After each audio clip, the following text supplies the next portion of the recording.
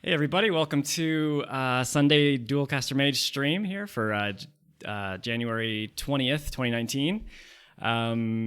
Got something special once again for you guys. We're going to be playing some actual matches with the Let's Brew deck we all kind of collaborated on 2 weeks ago. That is Teysa Karlov.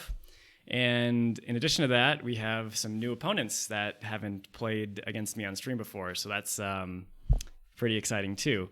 So our first opponent is Hello Newton. He's a well-known Grenzo Dungeon Warden player. But today he's bringing a new deck to the table, Yuriko, the Tiger's Shadow. And this is a card that's been dominating Duel Commander tournaments lately.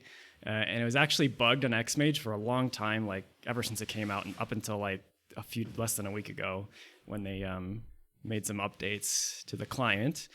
But yeah, I'm pretty excited about that. And just really quickly before we start, I'm going to show you the Teysa deck list again. If you want to see it on your own, it's in the video description, stream description. Click the link to go to the tapped out list. And I made a few changes 2 weeks ago. So 2 weeks ago, we did not have access. Oops, I got the wrong picture up there. Let me just adjust that real quick. Okay. So we didn't have any of the Ravnica Allegiance cards available on XMage Deck Editor, but since then we got them in. So everything from Ravnica Allegiance is playable, and just a few changes. Like I added a few of these Afterlife cards. Imperious Oligarch, Orzhov Enforcer, Tithe Taker, Ministrant of Obligation, and Seraph of the Scales. So obviously we tried it. We kind of went with the token route when we built this deck 2 weeks ago. And these cards, in my opinion, fit in perfectly because they make tokens. They give you a little bit of resilience against sweepers. And with Teysa out, they double your tokens when they die. So that's pretty cool. Other than that, pretty straightforward list. I'm not going to spend too much time on it. This is going to be, one thing I also wanted to mention is this is going to be my last stream from Mexico. It's pretty warm here. I got my tank top on, but next time you see me, it's going to be a lot colder where I'm going, which is Europe, Albania specifically. And I don't think I'll be able to get away with this sort of outfit over there. And that being said, I'm going to be traveling. I'm going to be too busy to stream next week. So I'll be kind of in the traveling mode next Sunday, like 7 days from now. So the next DCM stream after this one should be February 3rd. So in case you're curious about that. Hi, Vocatech and Wim. Glad to have you.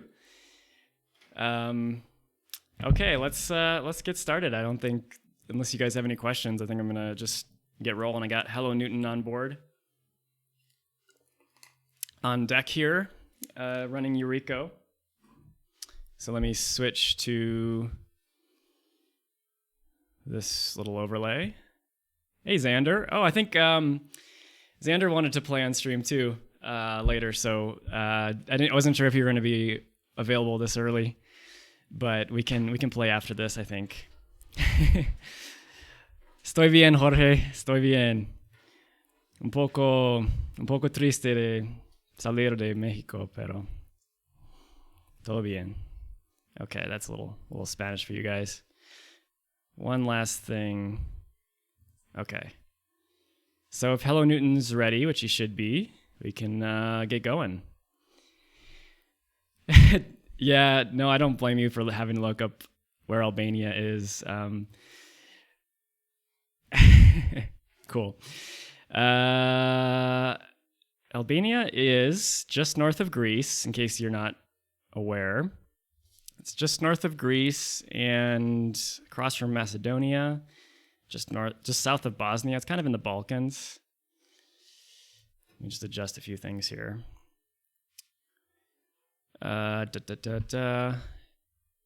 Looks like Hello Newton's ready. So once again, just a quick reminder, Teysa. 2 white black for a 2/4 human advisor. If a creature dying causes a triggered ability of a permanent you control to trigger, that ability triggers an additional time. And creature tokens you control have vigilance and lifelink. So kind of 2 separate abilities, but like with Afterlife, they make a lot of sense together. And then Yuriko, the Tiger's Shadow. This is a brutal card. 1 black, blue for a 1/3 human ninja. Commander ninjutsu, blue and a black. So it gets around the commander attacks fairly easily.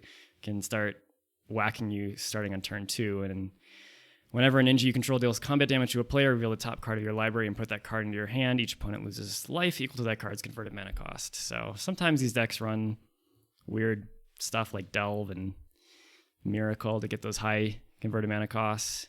I'm going to keep this hand. Looks pretty good. I got the Dismember for Yuriko, so that's nice. Instant speed Dismember. So I might be playing after this. Yep, turn 1 flyer. Hope of Girapur. So I kind of think I want to just hold up Dismember here because there's a really good chance he's going to be able to play Yuriko. Probably should have played Marsh Flats, but oh well. There's a lot of countries in Europe. Why you're cheering for Helen Newton? Come on, we built this deck together, man. It's not cool.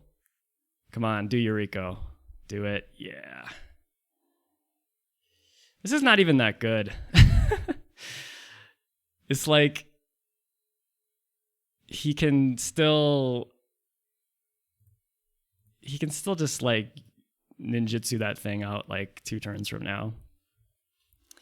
But at least I'll avoid him drawing a card. All right, I'm just gonna get my windows in order here. Okay. Now I can just play like Legion's Landing and then fetch land. Sounds fine. Man, there's not a really good way. I guess Pithing Needle is one of the Mental Misstep. Ugh. Gross. Well, at least Dismember technically had a CMC of 3, so he couldn't get that one. All right, he Mental Misstep to my Legion's Landing, unfortunately, but what are you going to do? Two Phyrexian mana spells played in the first pair of turns here.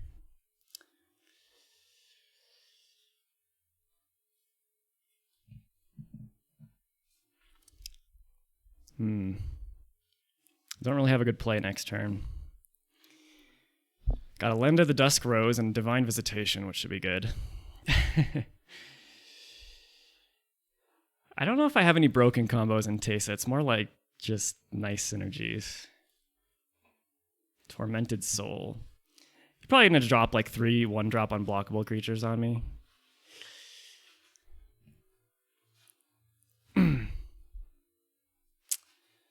Yeah. He certainly could, because I know he has Hope of Girapur in his hand. Yep. All right, well, the good news is he's down to 2 cards in hand, and he has a bunch of tiny little creatures that are not really presenting much of a clock. Let me go fetch a Godless Shrine. Yeah, Vocotech. This looked very bad before we even drew our opening hands for me, I think. Ooh, I got a card I can play, though. Yahenni. So I think I'm gonna attack. I think if he wants, I'm fine with him double blocking here if he wants to kill Yahenni. He can't block with Tormented Soul, and I can't block any of his creatures. This is kind of a cool card. Nice sacrifice outlet. I'm lacking the fodder right now, though.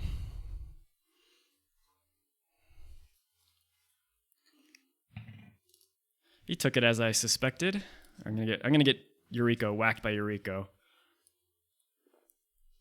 I think I run Toxic Deluge in the stack, which would be an amazing draw. Man, this Yuriko deck is so scary. I don't think he's going to sack Hope of Girapur to prevent me from playing non-creature spells, though. Because... Well, he might. He might. He has no clue what's in my hand. My commander costs 4.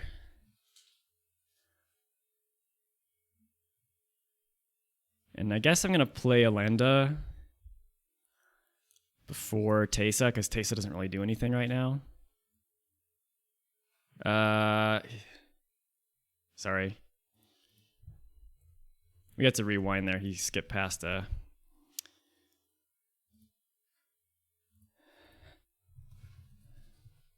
He skipped past when he could do Commander Ninjutsu, I think. Oops. Yeah, Whim, I think that's the way to go. Alenda into Divine Visitation. Yeah, this is not working. He accidentally waited till the combat damage step to... Okay, here we go. We're going to rewind. He went one step too far. Sorry about that.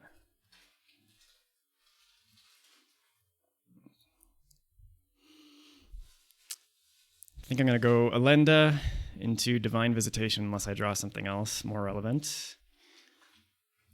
All right.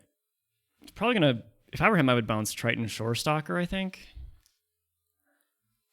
Because that actually can block. No, he bounced the other one. Abjure. Wow. This card is good. Damn. I guess now I look kind of foolish for suggesting he bounce the Shorestalker because he has Abjure up. 1 mana instant, sacrifice a blue permanent, counter target spell. Yeah, this is bad. I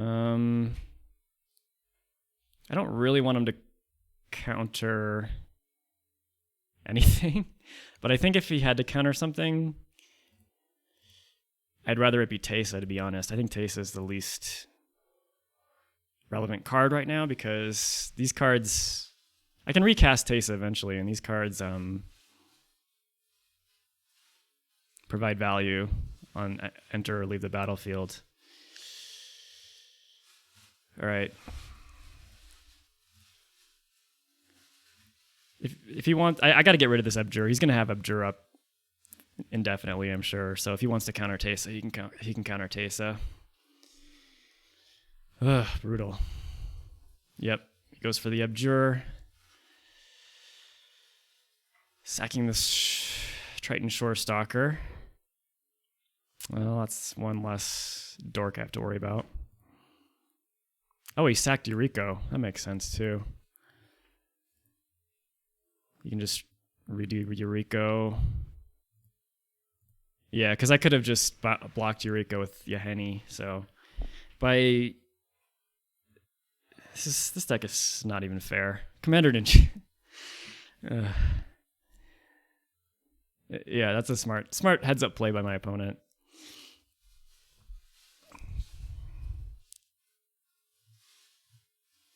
Yep, exactly. What do you mean, Xander? I don't understand. Abjure just stay up? He revealed it off Yuriko, that's why I knew he had it.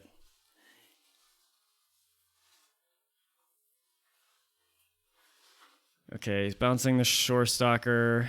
Hitting me for 2, at least. Let's see what he flips over. Spell Pierce. Okay, well, that's good to know about.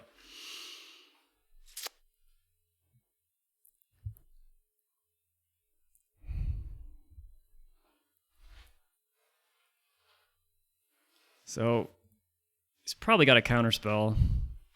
Ooh. I like drawing Tithe Taker because...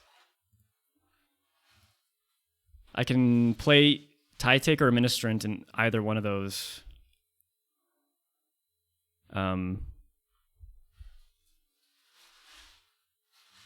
create an afterlife trigger. I'm gonna do Tithe Taker first because if it resolves, his counterspells will be 1 more expensive to play. And also it's this kind of like bait too, because I kind of would rather the Ministrant resolve. So Tithe Taker's a new one. 1 and a white for a 2/1 during my turn. Spells my opponent's cast cost 1 more to cast, and abilities cost 1 more to activate unless they're mana abilities. Looks like he's going to counter it.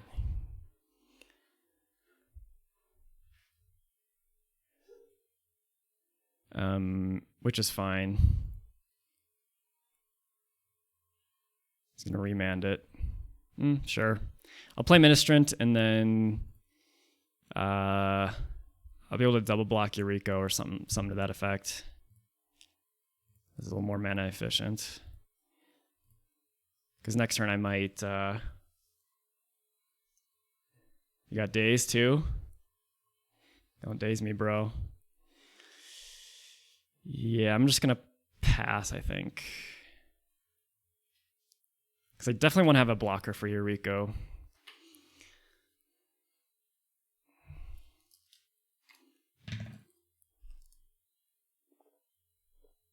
This deck is brutal to play against. Carrion Feeder, interesting.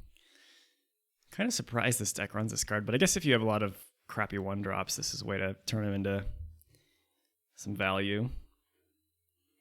I definitely run it in Teysa. Actually, I should not F5 because I might... There's a chance I want to like sack Ministrant to Yahenni with before blockers. Yeah. So I'm thinking I sack Ministrant to Yahenni. That way I can block the Hope. And then I still have enough power to kill Yuriko, even though I don't even think I want to kill Yuriko. I think killing Yuriko is kind of like a trap here. All right. And then once Hope dies, Yahenni becomes a 3/3, I guess. Sure. It does kind of suck that I'm kind of incentivized to do this before getting Divine Visitation on the board. But he's got Spell Pierce, so I don't think Divine Visitation is going to resolve. Regardless. And I don't even think I want to kill Yuriko. I've never actually really played much against Yuriko, but I think trying to kill Yuriko is just a trap.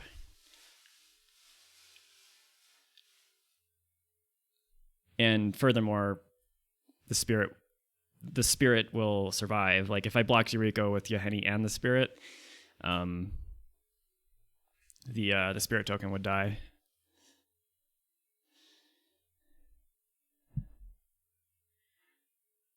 Yeah, this seems good. Whoa. Mouse problems. Okay. We're back. Yeah, that seems fine. I'm kind of sort of starting to stabilize at 8. Like my board's okay.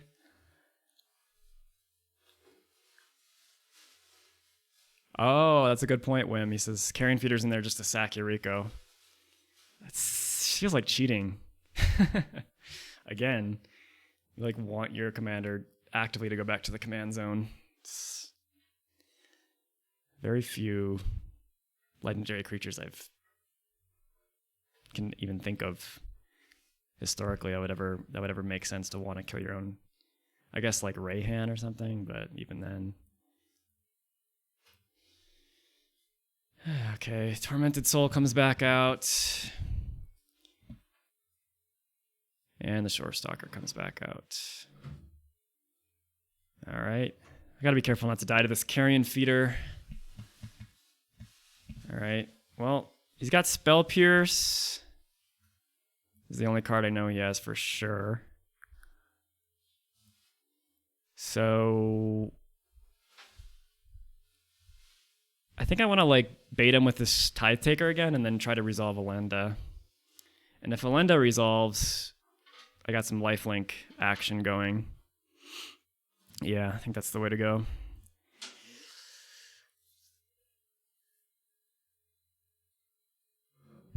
Okay. Well, he's got to have a 1-mana counter for Elenda now.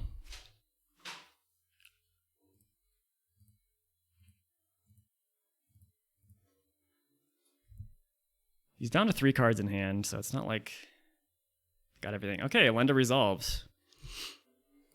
Ideally, I'd like to wait till... Okay. Yeah, I'm going to attack with Yahenni here. And he doesn't have any flyers. I kind of want to like start to pressure him. I think I'll attack with both of these things. Because I can block like Yuriko with Elenda maybe. Sack a creature. To make sure she grows to a 2/2 lifelink, and then I can block like Carrion Feeder with Tithe Taker or something like that. Yeah, sure. I need to start pressuring him. And if he tries to like sack a bunch of creatures to Carrion Feeder, my Yahenni just gets that much bigger. And I'm technically winning the race right now.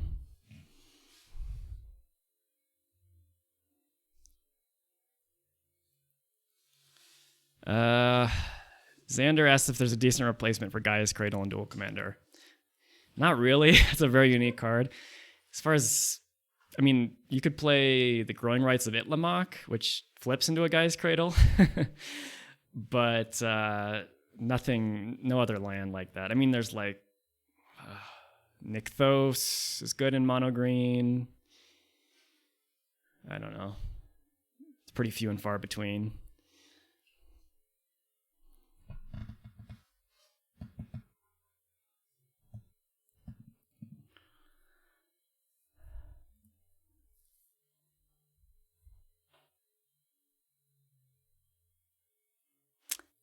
Man, I'm just wrapping my mind around how good sacking Yuriko is.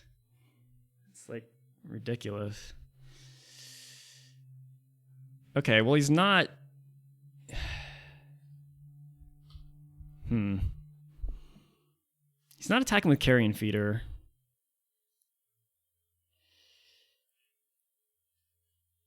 Yeah, I'm tempted to block Yuriko with Tithe Taker because I definitely don't want to really put Elenda on the line. And I can just sack Tithe Taker to Yahenni, get a little indestructible going. I do like the effect Tithe Taker has on my turn, but I'm glad none of these are ninjas, by the way. All right, looks like he's going to go for the Carrion Feeder line. Ugh, I don't even get a counter on Elenda because he went back to the command zone. That's just ridiculous. Okay, and then Commander Ninjutsu comes out. Nothing I can do about that. This deck's so unfair.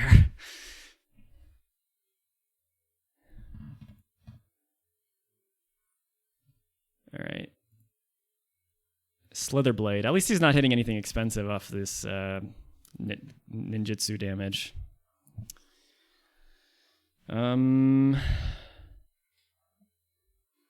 True Skill Nemesis. Come on. I hate this fucking card. All right, well, I guess Yahenni's just worthless now. So I kind of need to, like... He is tapped out, though, so I could kind of... If I can survive one more turn, which is not necessarily the case, not necessarily true, because he has 4 power unblockable, but I'm at 5.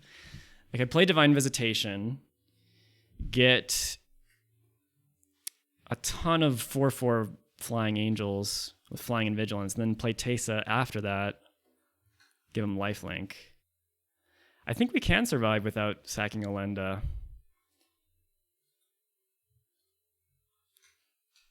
This would have been a lot easier if he didn't play True Name Nemesis.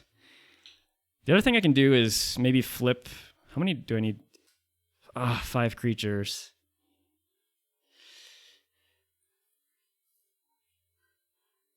I'm so close to flipping Westfell Abbey into Ormondal, which would just straight up kill him. One creature away. Fuck. I guess I could sack a creature. I could do this all on my turn. Because this has haste, right? Okay. Yeah, I think I can just try to go for the kill here. I forgot about Westvale Abbey. I think he did too. Yeah, I can just sack a couple creatures and then Elenda grows. Come on, mouse. Come on.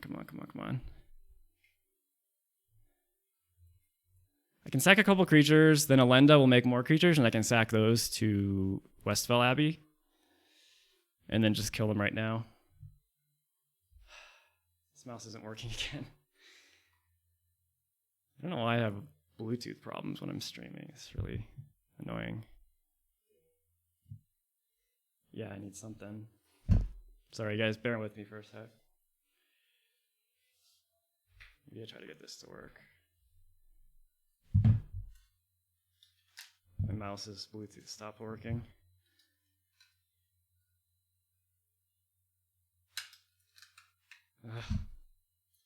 Let's take this out first. Try this. Battery power.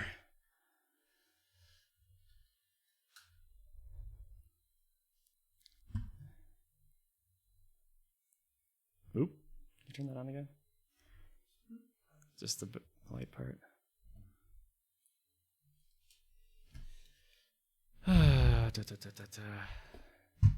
Gotta figure that problem out.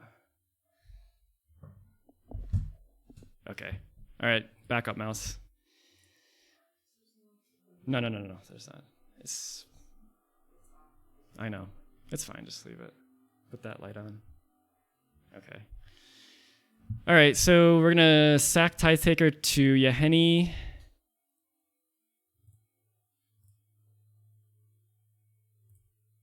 Then sack Elenda.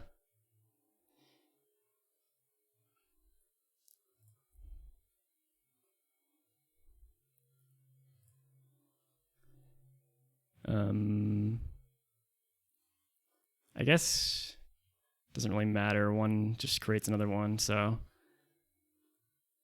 right.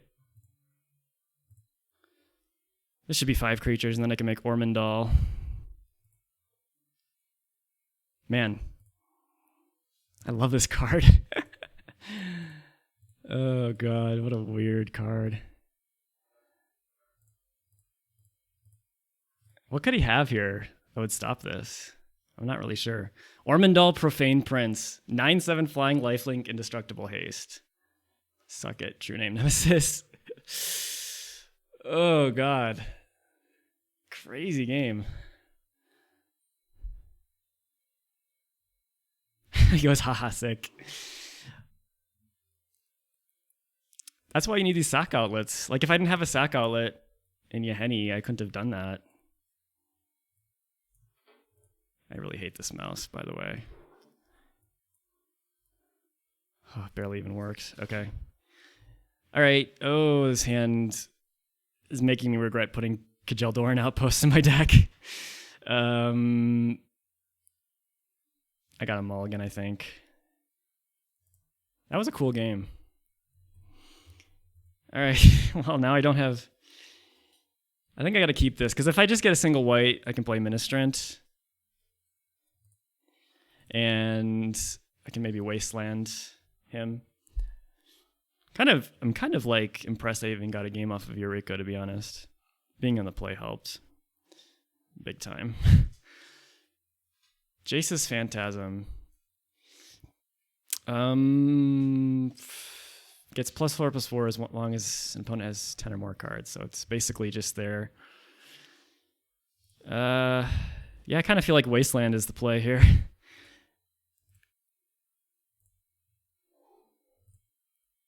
Really don't want Yuriko on the board that soon.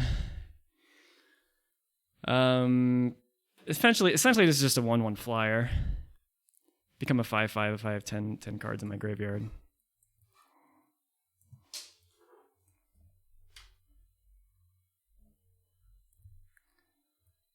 Oh yeah. Cartel Aristocrat. Okay.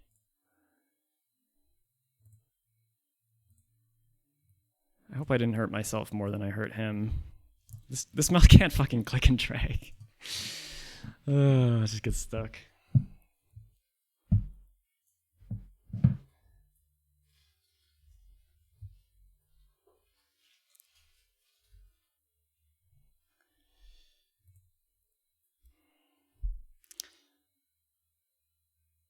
Yeah, so if you're trying to brew Teysa in standard, I don't know, like what are your sack gauntlets? Is there anything even free, like that doesn't require an activation cost? I'm not sure there is.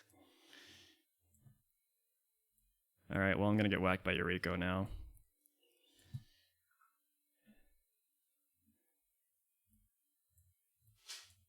You just cannot win against Yuriko unless you have like not even a chump block, like a bounce blocker, I guess. Oh, he's gonna play the original Yuriko. Ninja of the Deep Hours. Guess that makes sense. It's a little if I don't have a blocker next turn, I'm gonna draw 2 cards. 3 cards. Well, 2 cards probably. And I don't get to see what card he draws, which I guess is pretty good. Yeah, oh, Priest of the Forgotten Gods. Yeah, that's a good one. All right, I'm gonna go for Godless Shrine here, even though it's a little more vulnerable to Wasteland. All right, well, the only thing I can really play is Hangerback Walker.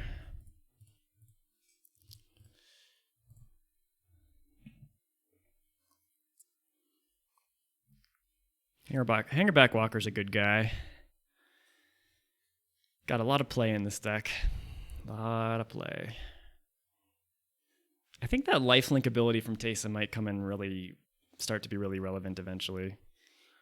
I'm not going to block this because next turn I can put a counter on my Hangerback Walker potentially and then kill it on the block.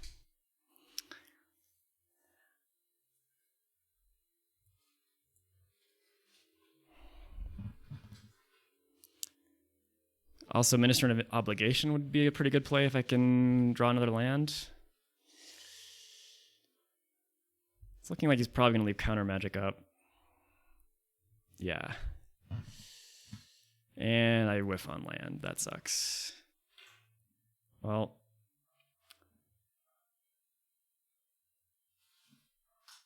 I'm going to pass and then at the very least, hopefully I can prevent him from drawing like 3 cards off of his double ninja plus Yuriko. It's not looking good though. I can get this Lingering Souls going. I mean, I can sack the Hangerback Walker. If he chickens out and doesn't attack with the ninja, then maybe I put a counter on Hangerback Walker, sack it to Phyrexian Tower, and then cast Lingering Souls. But I just gotta believe he's got a counter spell.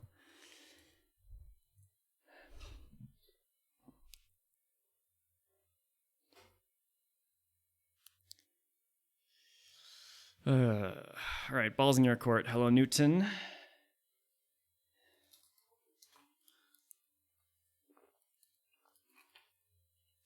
Man, I'm really glad he didn't get that True Name Nemesis out on like turn 3 last game. That would have been a different story. Ooh, I like that. I like him attacking with Ninja.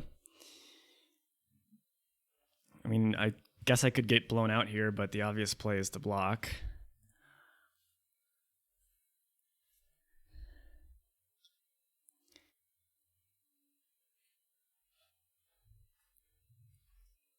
I mean, I don't know if he has a removal spell.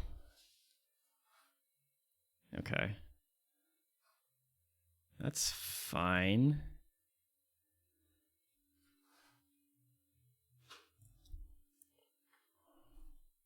He's gonna actually he might have to discard the hand size. All right, I'll make a hanger back into a 2/2 and then get a few tokens for my trouble. That worked out pretty well. I don't know if I would have attacked with Ninja if I were him. Mausoleum Wanderer. Okay, that's a little bit better than Jace's Phantasm at the moment. If he wants to replay a 1-drop. He's going to have to discard a card. All right. Well, that kind of shits on my Lingering Souls play, but I have some 1/1 flying blockers now. Discarded Slitherblade. Stoneforge Mystic. All right. Not the worst. I can actually block Yuriko nicely with Stoneforge Mystic and grab a Skull Clamp so I can start drawing cards off my my 1/1s. Let's do that. Get Skull Clamp. I could get Jite, but I don't think I have time to dick around with Jite. And I really just need to draw some lands. I'm gonna get Skull Clamp. I really would have liked to have another mana to play it, which I guess I could have if I sacked Thopter to Phyrexian Tower, but I just don't think that was worth it at the time.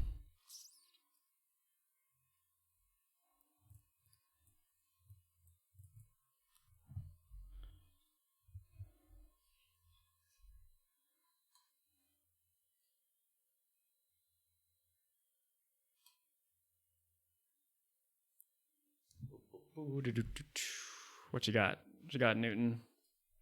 Come at me, bro. Come at me with your Mausoleum Wanderer. I dare ya. Ooh.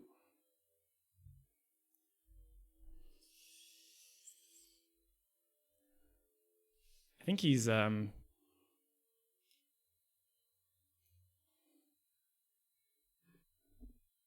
hasn't played this deck much either. All right. I'll happily bounce block your Yuriko with Stoneforge Mystic. Yeah, I don't know why you do attack with Mausoleum Wanderer.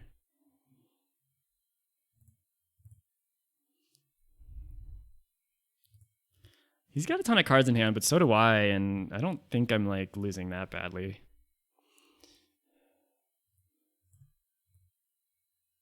Oh, never mind. Why do I have to play against True Nemesis every Sunday? Gurmag Angler. Oh, even better. Great. Well, he's gonna still have mana up, I think.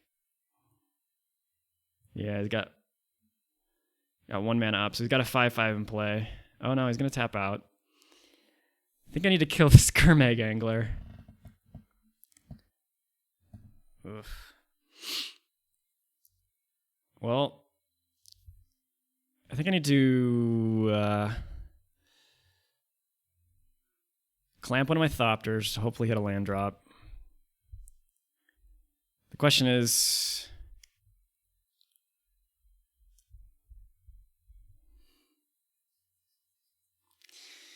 I'm not going to be able to necessarily have enough mana to go clamp, equip, play a land, play Council's Judgment. So I might have to take a hit off that Gurmag Angler. I don't really want to sack a creature because I want to have like a 1/1 Thopter here. I guess he has Mausoleum Wanderer anyway, so the Council's Judgment plan wasn't really going to work anyway. I'll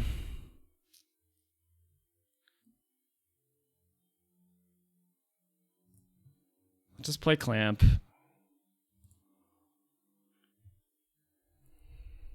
Really wish I had drawn a land there.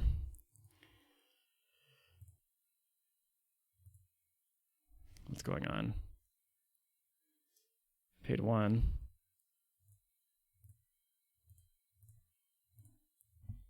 Sorry.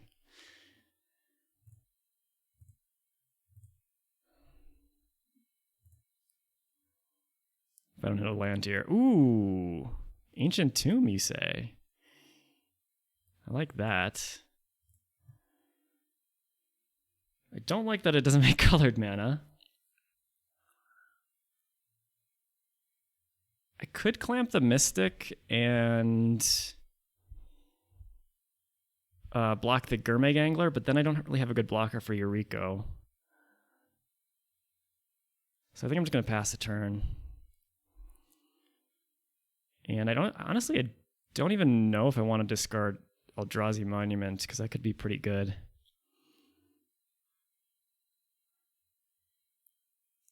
I guess I'll discard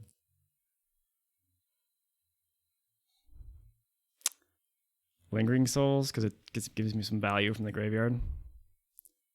Sure, why not? I don't know about that. I've misplayed that there.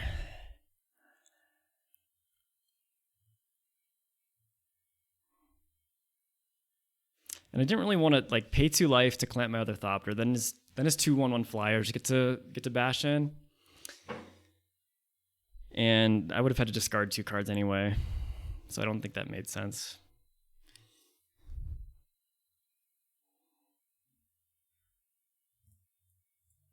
I really would like some more colored mana sources.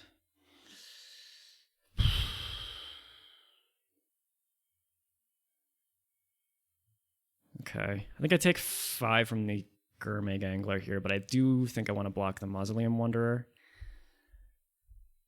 Just because I really would like to resolve like Consul's Judgment at some point. And I want to prevent some damage to me. Sure. I guess he kind of showed me True Name Nemesis, which going to 6 is really bad. But my only way out of that is kind of like lifelink.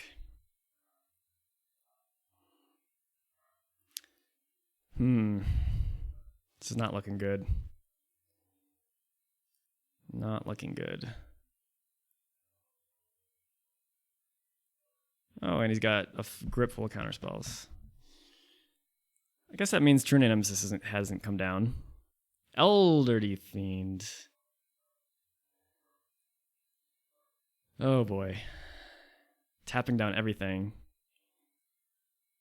Jeez. That's really good. Do I have any instants? He's going to tap all my creatures and lands.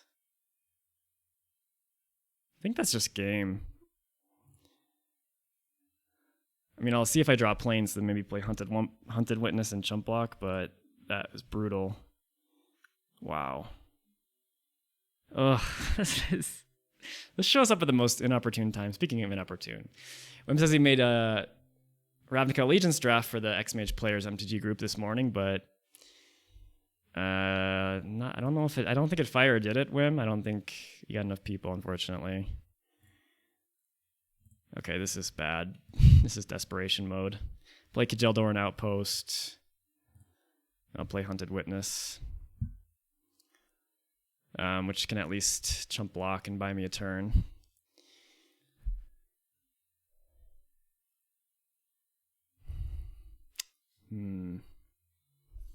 Not the land I was hoping for. And he's got a Merfolk Trickster. Alright, that's game.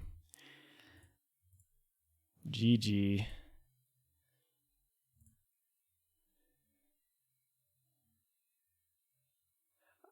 Oh, really? I thought you said it was 9:30 a.m. Eastern time.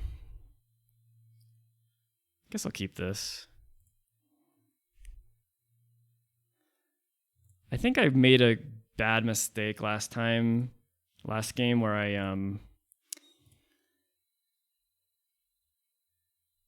I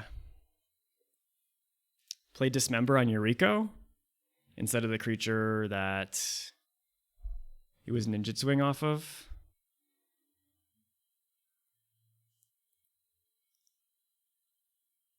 Yeah, and I had to do that like proactively because I can't respond to like ninjutsu by killing the creature. It's already gone at that time. Oop, Daramander, new one. Salamander Drake. That card is scary. I do not think I'll have a problem dismembering that guy. Still in a rough shape as far as colored mana sources here, sadly.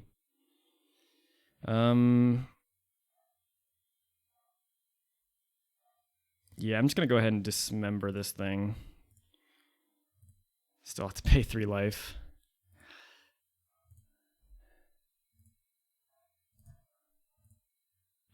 But this seems a lot better than like waiting until Yuriko comes down.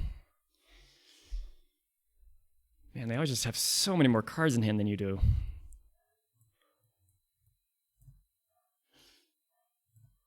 I'm kind of glad to get rid of that Pteramander too, just because like that's a lot scarier than like a Mausoleum Wanderer or Jace's Phantasm or something. Baleful Strix.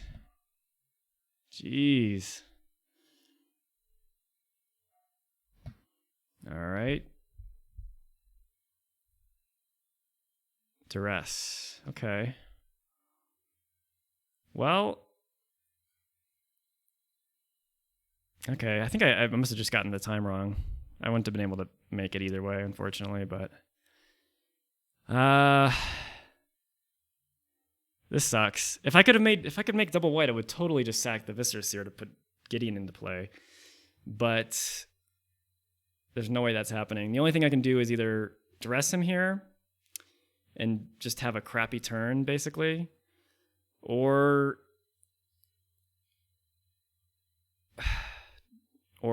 sack the Viscera Seer just to get Teysa out, but that doesn't even really accomplish much. So I guess I'll just duress him.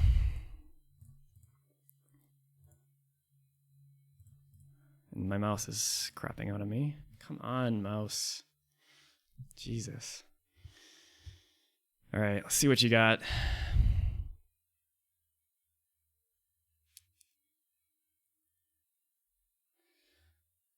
See what you got in the old grip. Spell Pierce, Snuff Out.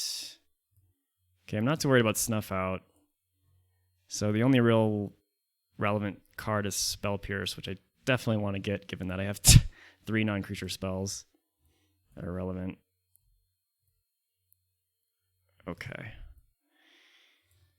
It's good information too. And I don't actually know, like I don't think he's going to block, but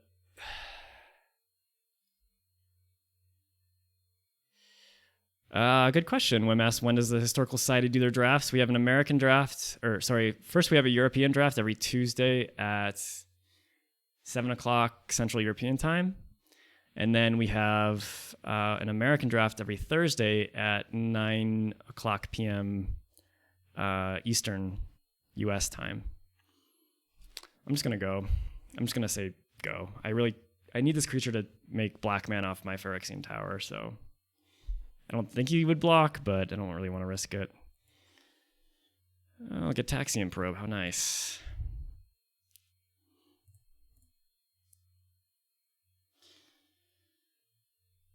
All right, he knows my hand now, but he doesn't have a Spell Pierce. I know he doesn't have a counterspell, so if I can just get a white source, I can just get a friggin' white source, I can either get Divine Visitation or Gideon into play.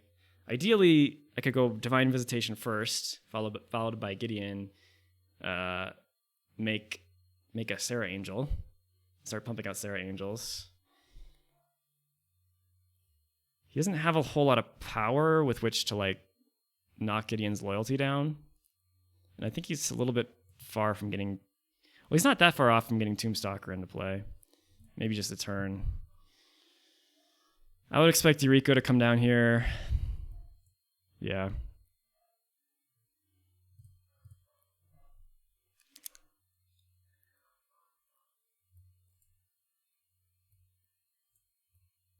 All right, what do we got? What's the damage? Demonic Tutor. Not a card I want to see either. Just feel like I was already kind of a dog this matchup in this game, but like not drawing a white source is just the nail in the coffin. Though I think these lands are very good. Like Falls of the Archangel can get all your creatures lifelink in case Teysa dies. All right, Viscera Seer for my opponent as well. And he knows I have Toxic Deluge. No, double white card? Are you kidding me? All right, well,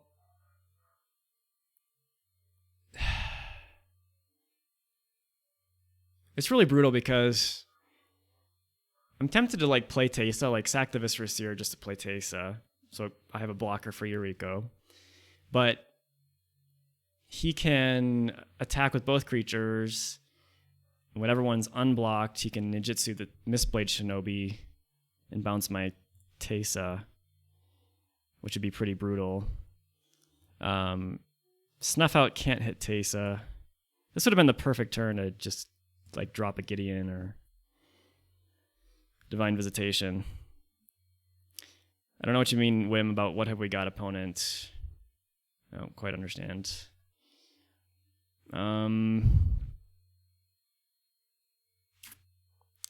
Alternatively, I could sack the Seer and then scry and play Deluge. Yep. Kexivielli kind of identified that probably before I even did. I think that's probably the best play because I really need to hit a white source, and getting these two creatures off the board is like really important here. Oh God, get rid of that Enlightened Tutor. Okay.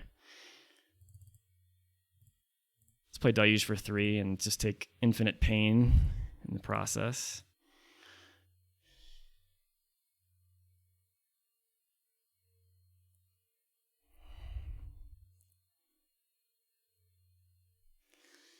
Oh.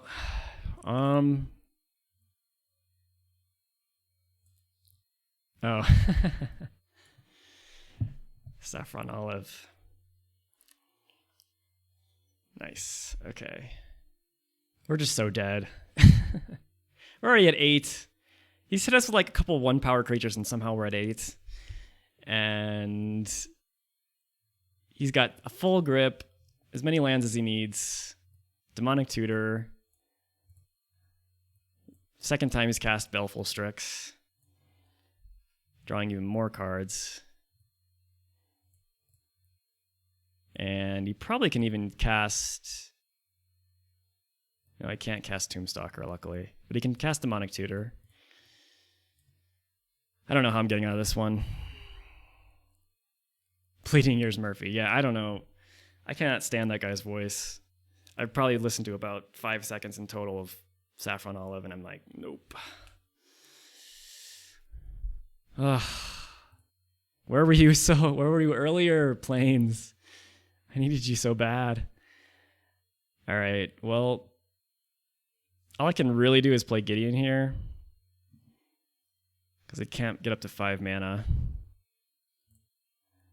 And playing Teysa doesn't really accomplish much. Playing Teysa next turn perhaps might allow me to gain some life off these tokens.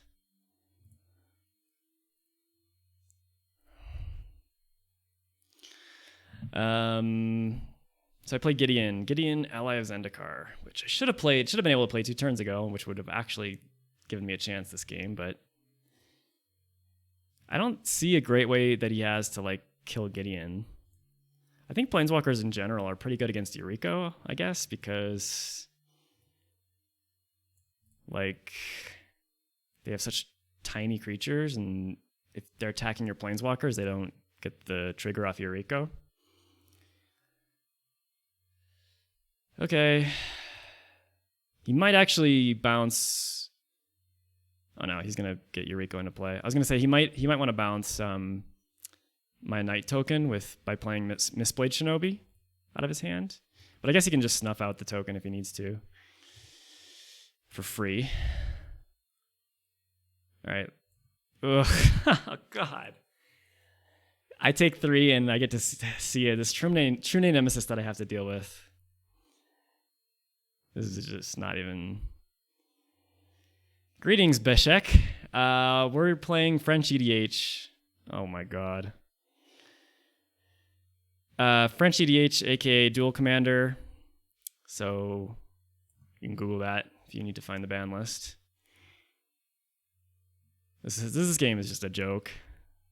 I really hope they ban Yuriko. No offense to Hello Newton, he's a cool guy, but yeah, I mean, what am I gonna do? Play Teysa, try to gain 2 life, and he just prevents the damage because this is protection from everything, from me as a person.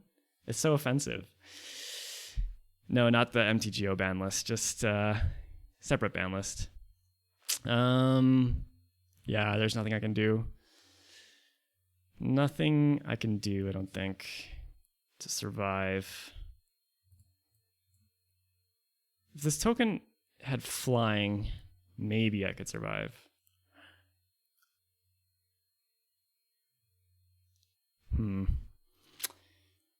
Yep.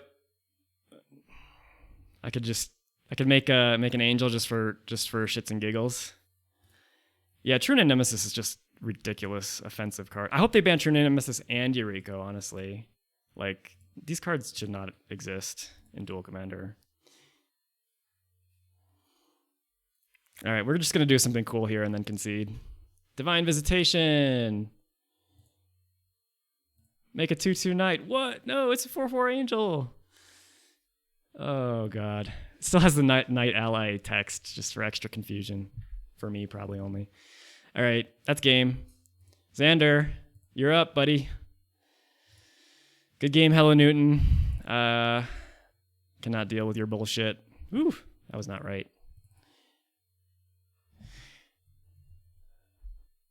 I'm going to respectfully disagree with that statement, Keksavali. I think True Nemesis is anything but fine. Like, the card is just stupid.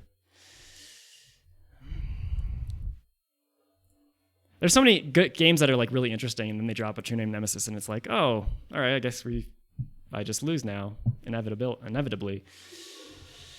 All right, Xander, did you? I think you heard. All right, go on Powers of War server, please, and I'll host a game. Password is DCM. I like Yuriko in the sense that it's a build-around commander. I think those types of cards are up my alley. The multiple things I don't like about her, that being said, like the fact that she's just another insane aggro control commander that for all these 4-spike decks I don't like, because I think those decks are kind of shitty. And the Commander Ninjutsu is just offensive design to me. Like, you shouldn't just be able to freely sacrifice your commander to like make her cost cheaper and then give her kind of like pseudo unblockable. I think that's kind of bullshit. All right, we're playing Teysa again, and we got Skull Clamp in our opening hand, and Xander's playing another new one. Nikya of the Old Ways, 3 red-green for a 5/5 Centaur Druid. You can't cast non-creature spells, and whenever you tap a land for mana, add 1 mana of any type that land produced. Cool card. I was thinking about brewing it myself, too. Sadly, I don't think I'm going to play Skullclamp turn 1, but I don't think I'm going to really be punished for it too much. I'd rather get this Shambling Vent into play so I can have better turns in the future and maybe squeeze the Skullclamp in later.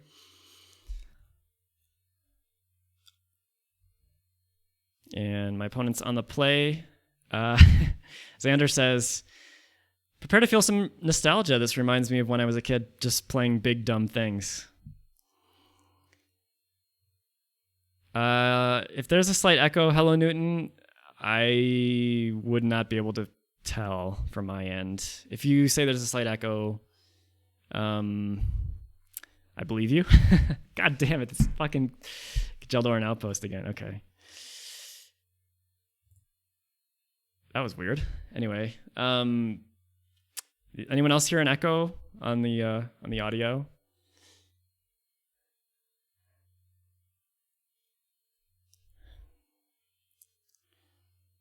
All right, bunch of tap lands.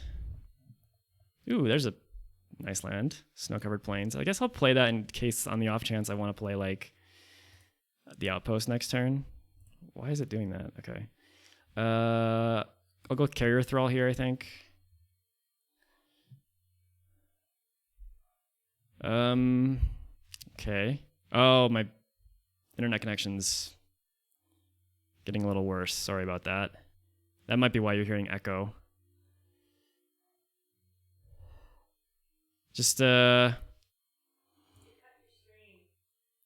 shit. Really?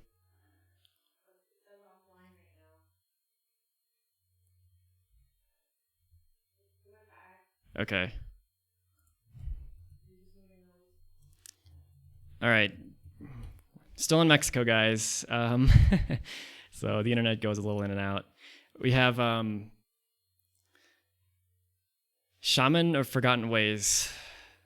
He's going to be able to cast some extremely big creatures very soon. Okay. I think it's getting a little bit better. Just bear with us here. I think the stream quality is going to improve again. All right.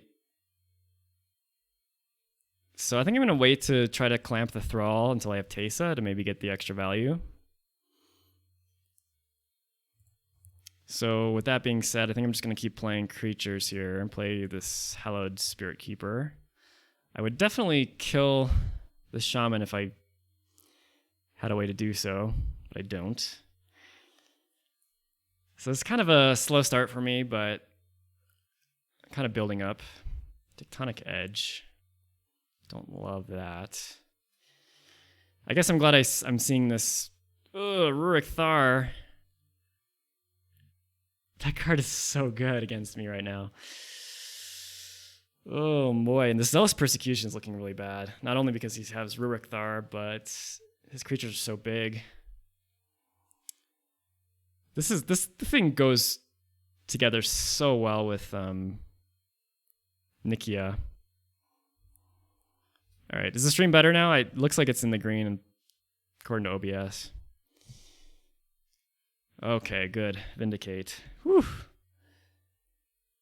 Well, I think I'm just going to bite the bullet and Vindicate this guy. And then play Skull Clamp. And then hopefully I can have enough mana to play... I should have enough mana to play Teysa next turn and then Clamp.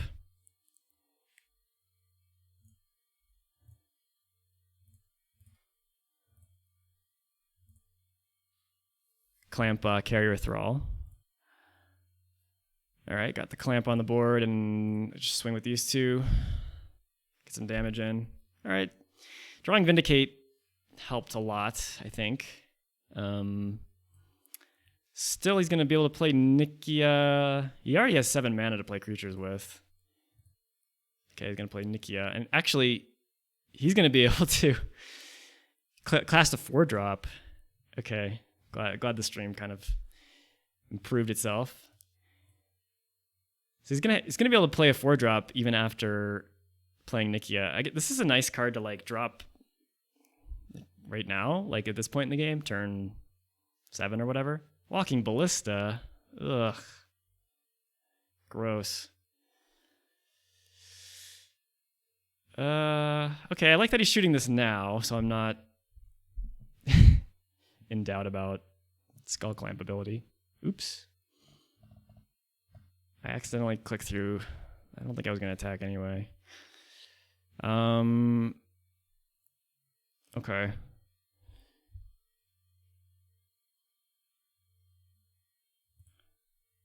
Yeah, I'm pretty sure his deck is just like all creatures. Thanks, Hello Newton. Yeah, that first game, I thought I was totally dead to that True Name Nemesis, but then I realized I could sack the creature, and then sack a land to get exactly enough for Ormondal. That was pretty cool. Man.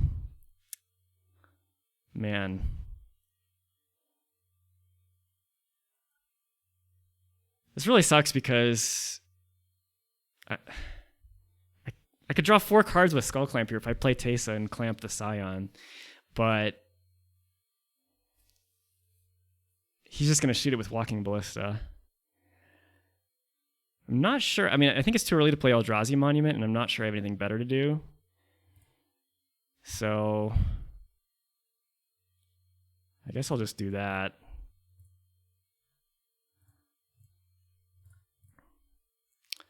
Maybe he F9'd. Wow, I think he F9'd. I'm really lucky.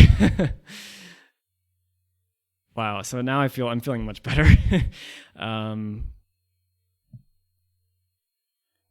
Still don't want to lose my Hallowed Spirit Keeper yet. I think he can take some hits off of Nikya, at least 1 hit. The problem is he basically could cast whatever he wants now. He can cast Yeah, like Woodfall Primus. Okay, there you go. Just casually cast an 8-drop. What does this thing have for formidable? Oh god. I gotta keep in mind this formidable thing too, because there's a chance he could just get me to like 1 and then shoot me out with Walking Ballista off of this formidable ability. This card is really good in Nikya. Alright, he took out the Skull Clamp, but I already drew 4 cards off of it, so I'm feeling pretty good about that at least. He still has Walking Ballista. Alright, I need to draw like... I don't even run Wrath of God in this deck, but I really wish I did now. I don't know. I can't keep up with the amount of fatties he's playing. He's actually not going to want to attack with Nikya, though, because I could just double block and only lose a single creature. So that's pretty good. Get a little bit of reprieve there. But I can also Demonic Tutor. Can Demonic Tutor for the said...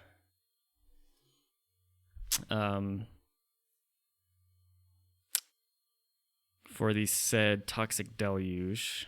I think I'm kind of priced into that at this point. I'm going to lose a land to Woodfall Primus, and then he's going to whack me with that Persist. I have a lot of options here, but I think there's just no way I can start taking hits from all this stuff. Hi, Marcus. Welcome to the stream. This is our second match. Lost the first one 1-2 against Yuriko. Pretty good battle. All right, let's just Demonic Tutor and see what we got to work with here. Woodfall does have Trample. Ooh, Balance. I don't... No. This fucking mouse.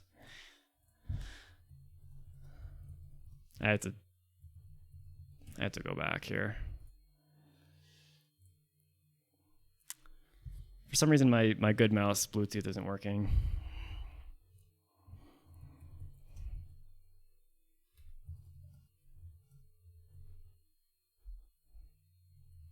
All right, we're gonna roll back.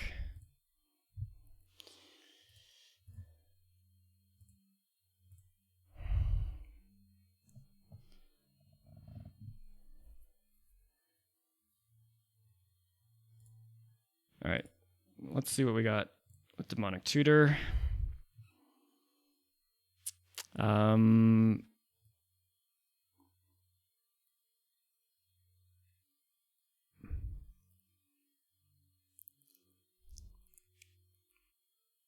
Okay, Balance would bring him down to 2 creatures. I would have to lose a land and discard a bunch of cards, so it's not very good. I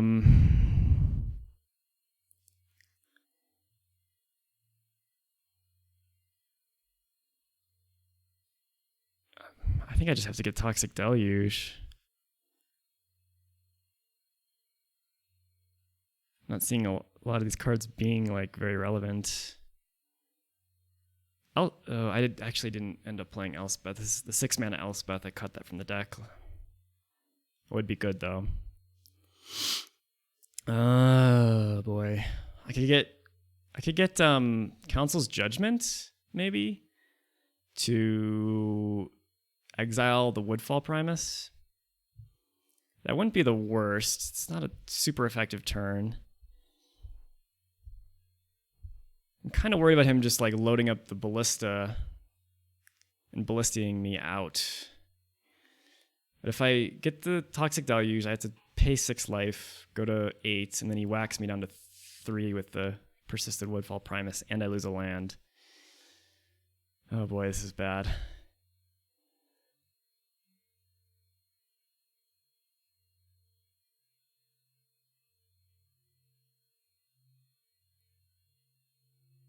Dictate of Erebos is interesting too, but yeah. All right, I'll just get Toxic Deluge. I don't love it. The good news is I guess I get a few more tokens with this Hallowed Spirit Keeper. By few, I mean like one.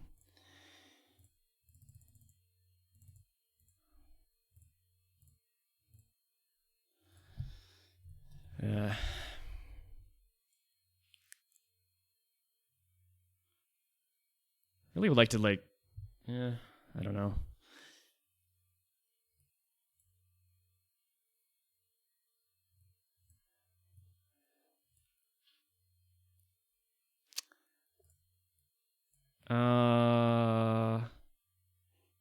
Maybe I should let Teysa go to the yard.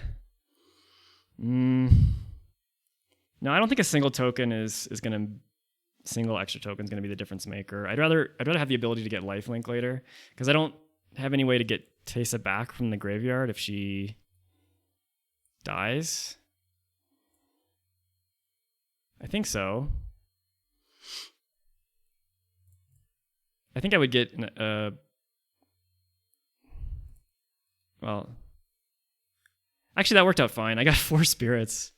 Like, I guess Teysa still doubled the death triggers, and Hallowed Spirit Keeper counts itself, so I had itself plus Carrier Thrall. Man, Hallowed Spirit Keeper is just a house in this deck. So yeah, I don't. All right. Why would you take out the Flagstones of Trocaire? You know what that card does, right? Okay. That's awesome. He Tectonic edged my Flagstones of Trocaire. I guess I'll get Godless Shrine, because I don't think I'm going to be playing Zealous Persecution right now. Oh, that makes more sense. Okay, so he's going to be able to... He has the infinite Tectonic Edge thing going on here. So if I want to actually like cast any 5-drops, I really need to do so immediately. And I probably do. Like, I probably want to play this Eldrazi Monument now. Sadly, I lost 2 lands, or I lost a land to that Woodfall Primus. Ooh, Dismember. That's great. Yeah,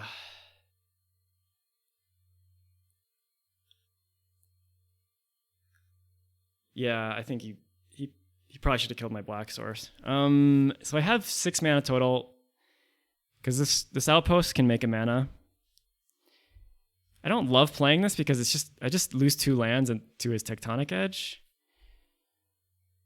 But I kind of really need to kill the Primus even more than the Ramanap Excavator. Like, I could play...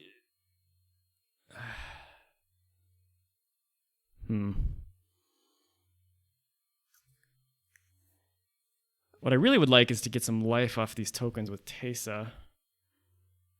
But if I play Eldrazi Monument and just say like pass, I have enough blockers for all of his nonsense. And then next turn I can play Teysa, maybe, depending on if he uses Tectonic Edge or not. This Tectonic Edge is really annoying me. But I don't think I want to, like... Yeah. I don't think I have a choice. I think I have to... Yes, I do. This is, like, really tough.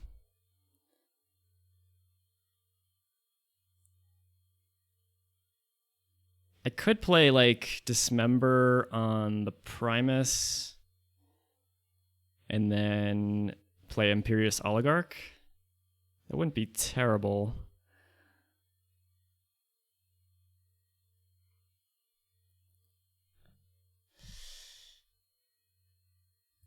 No, I think I'm going to get this Eldrazi Monument into play. I think it gives me the best shot at, like, gaining chunks of life off of Teysa. Ooh, I have to crack this Arid Mesa. That stinks.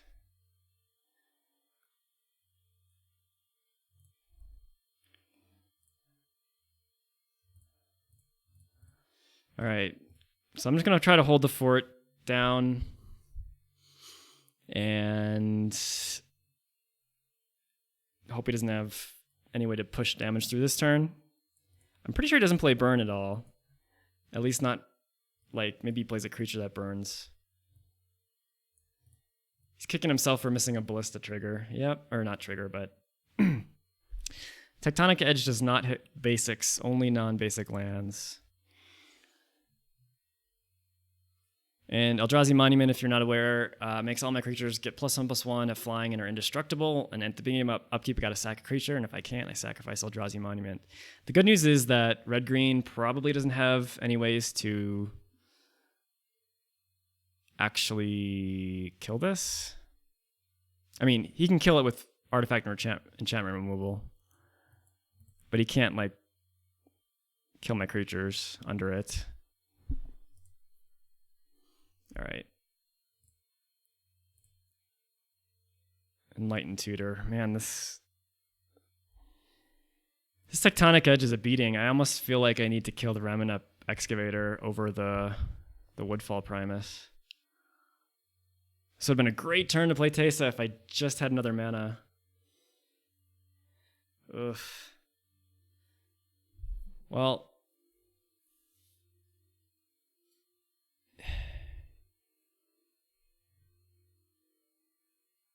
yeah, I have 5 mana total. I can dismember the Primus or the Excavator. Play Imperious Oligarch. Sacrifice that if I need to. Yeah, I think that's the best line of play here. I need to stop this Tectonic Edge, and I think I can chump block the Primus enough. My creature tokens will have Vigilance.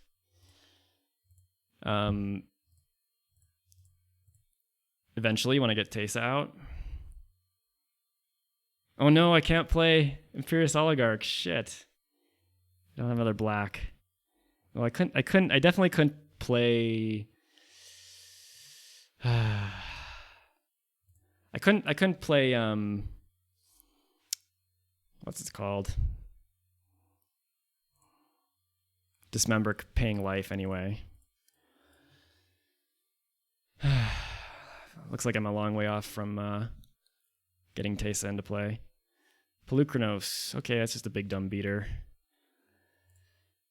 I don't even think I really want to play Enlightened Tutor here, because I think I'd really rather draw like a land. And I know for a fact already that I don't have any like Oblivion Ring style effects. Dictate of Erebos. Ooh.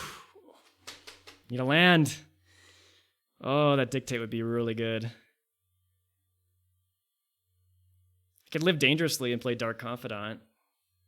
Hope to Mise for an upkeep and then sack it to the Eldrazi Monument. God, I really need lands. The Zealous Persecution and Midnight Reaper are basically pointless right now. All right, let's just do that.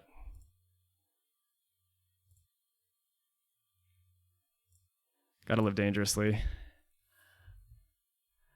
And I guess I can afford to kind of like maybe attack for 2.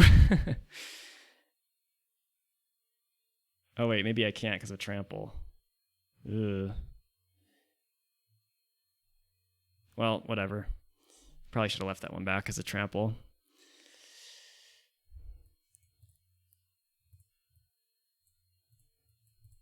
I don't know, like... going for Tectonic really set me back big time.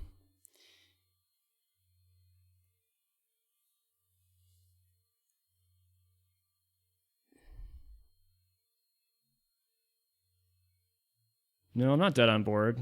I can go to 1. I can soak up 4 of this thing and then chump block Pelucranos. I shouldn't have attacked with the Spirit, that's for sure. Because all these things are +1 toughness because of Eldrazi Monument.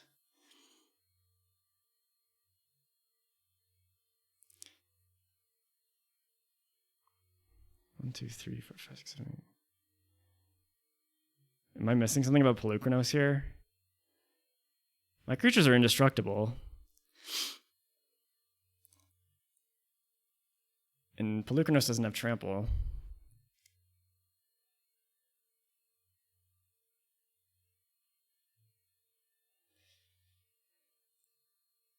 I might actually be able to kill him with Zealous Persecution next turn, as long as I don't die to my own Dark Confidant.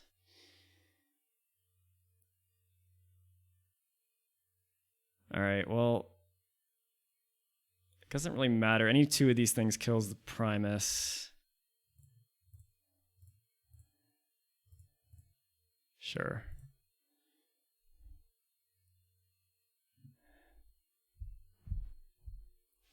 I go to 1. Ooh, if I had like an enchantment land or an artifact land, I could Enlighten Tutor for the land.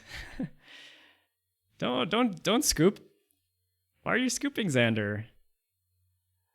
He forgot the indestructible, but like I could easily die to my Dark Confidant on upkeep here.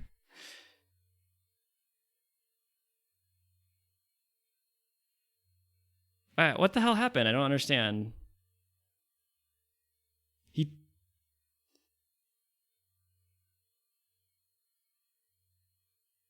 Wait, what?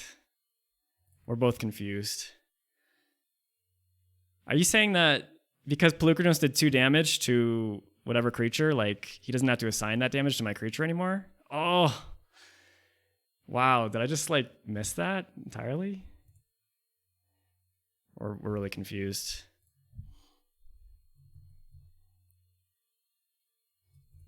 I might have just blocked with the wrong creature then.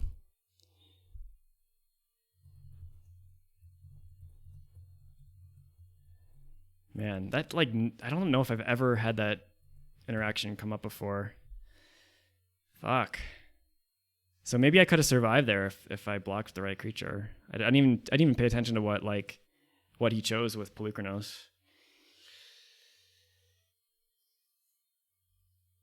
Fuck.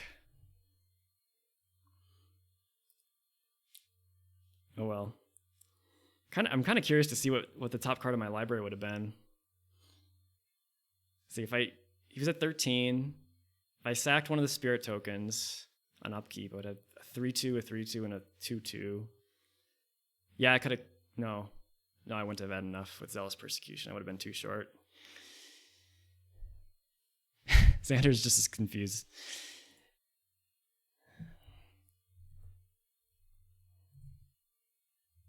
Okay. All right, let's keep going. Trying to explain this to him. Oh boy. Yeah, I think I fucked that game up big time. All right. I think we're all on the same page now. All right, this hand looks good. I got Toxic Deluge, which should... I'll have to like play with that kind of in mind. And I honestly don't even know if I want to use this Wasteland early on.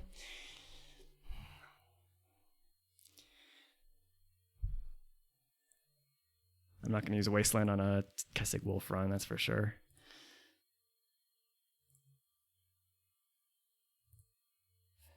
Yeah, I should not have attacked with that token. That was really dumb. Punt. Big punt. I'm just going to play Midnight Reaper, I think, because I think the Deluge will have value later, and getting some Teysa synergy going right now is worth it, I think. Hopefully I can get this Divine Visitation out before suiciding the Hunted Witness. Man, he's got a lot of non-basic land hate here. Why would you Field of Ruin? Okay. Oh, because you get your own. You get a mountain. I forgot about that. Yeah, that's pretty good. He was like red screwed. Okay. I guess I just play Teysa here. Can always Demonic Tutor for like Skull Clamp. But even then, I want to like wait till I get this Divine Visitation on board.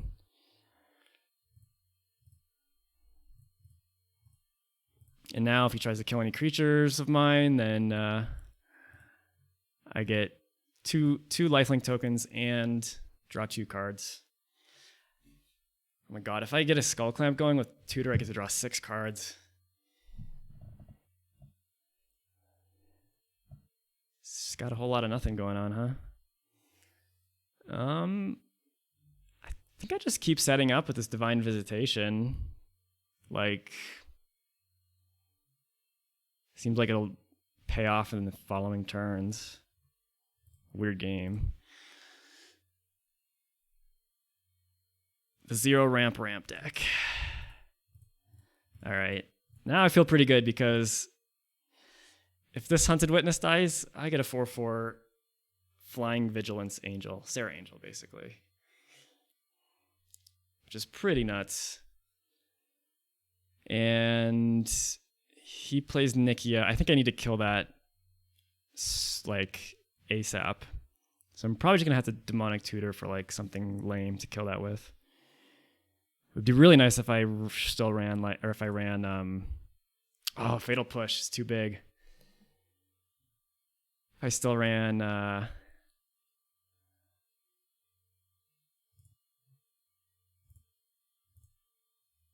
what's it called? Liliana? But I don't think I ran Liliana.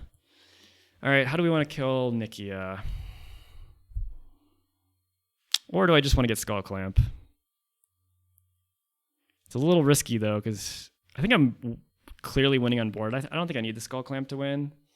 And him just dropping an Eldrazi next turn seems like a way I could lose this game. Ooh, Palace Jailer. I didn't play a land this turn yet, right? Oh yeah, Palace Jailer seems like the way to go. This card is nuts.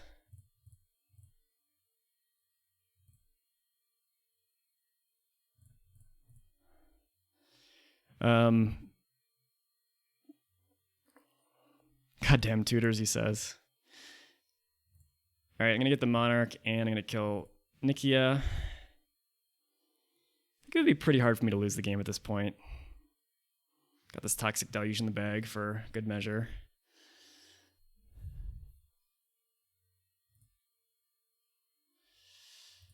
All right. Duress. That's pretty much a blank against his deck.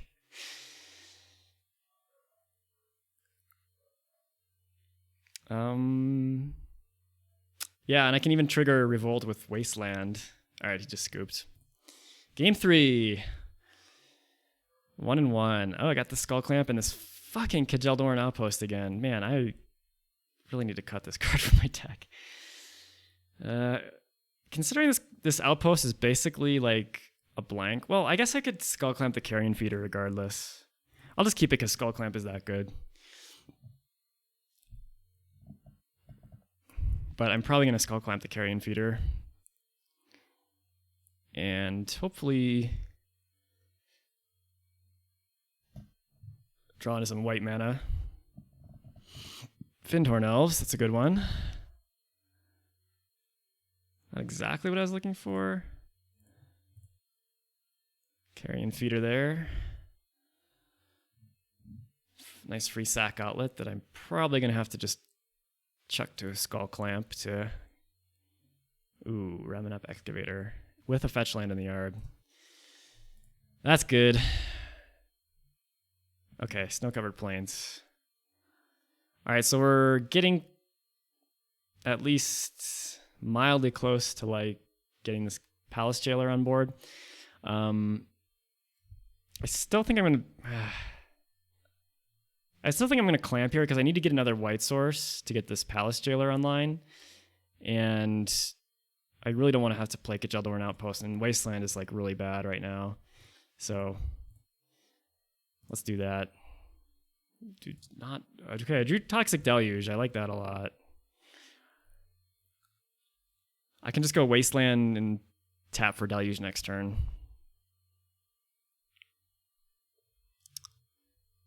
Which should be a nice bridge to the mid game. Field of Ruin. Damn it. I like that Urborg. I'm going to get another swamp because it's obviously it's my only way to have black.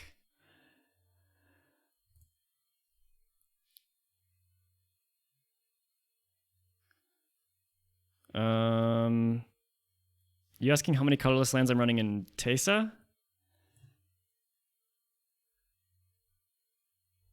I guess you counted 7? Yeah, I don't know.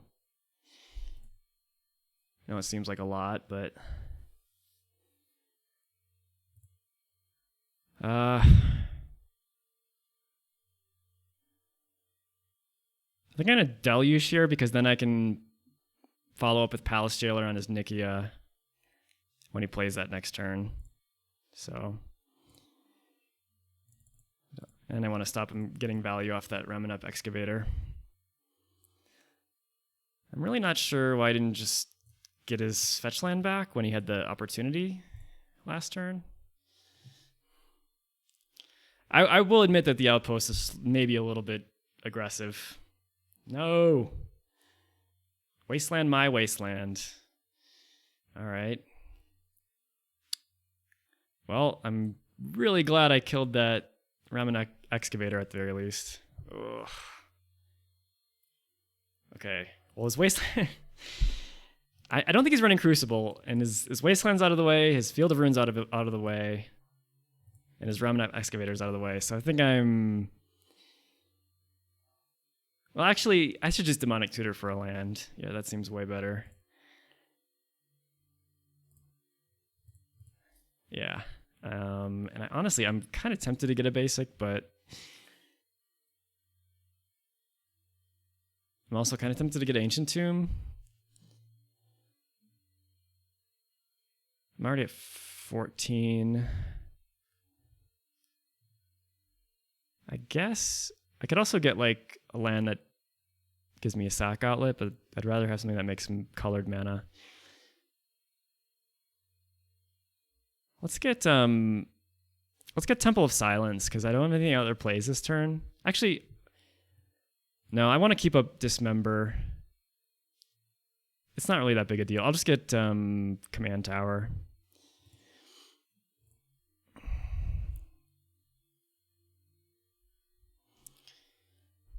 Seems fine. All right, well. Come on, okay. Well, okay, Marsh Flats is good.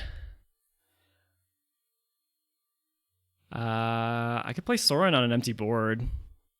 That seems good. And then I can follow it up with Teysa, and then the Vampire token would have lifelink. There's not really a point to play Palace Jailer yet. Or Teysa, for that matter.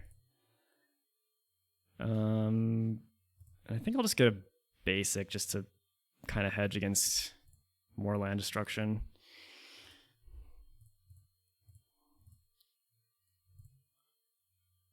All right, Vampire token. That's a weird one. It doesn't have a neck. Strange. All right. I think we made it out of here alive, ladies and gentlemen. Because Palace Jailer is gonna wreck his world, I'm pretty sure.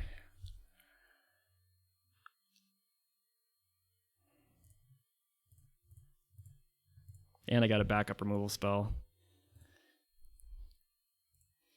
He's not too happy. Sorry, Xander. Palace Jailer is a kind of an unfair card. All right. Attack for some lifelink damage, and then play this outpost. And I still have Dismember up for his turn. Seems good. Ooh. Stuck with a bunch of expensive stuff in his hand, I assume. Reanimate.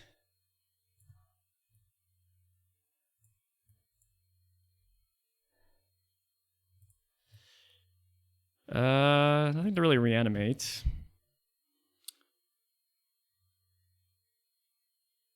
I would like to draw some cards this turn. Is there any way I can play Teysa and Hangerback Walker? I don't think so. That being said, I think I just get Teysa on the board now, and then I can, like, next turn play a Hangerback and clamp it. Seems fine.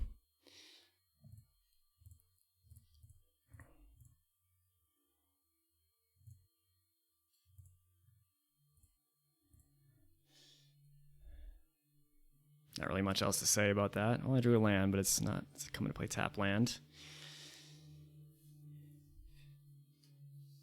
We got some value off Teysa so far this tournament. Not a whole lot, but some. Nikya coming back out for one last shot at glory.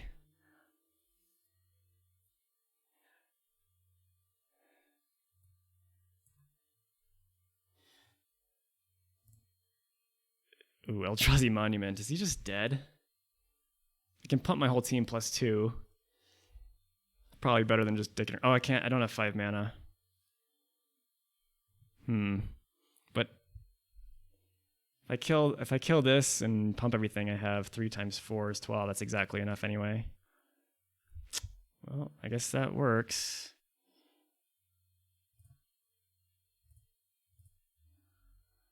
Sorry. Sorry, my dude. So much fucking removal. Yeah, well, it's black-white. And he scoops. All right.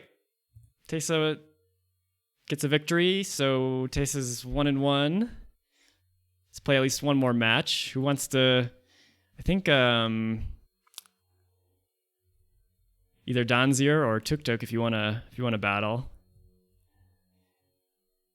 I'm open to it, or Whim for that matter. Let me know if you want to play. I think who said they wanted to play here earlier?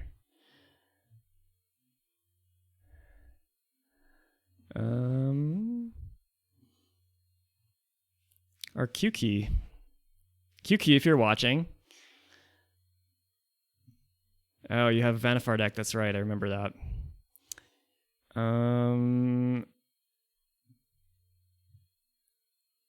Yeah.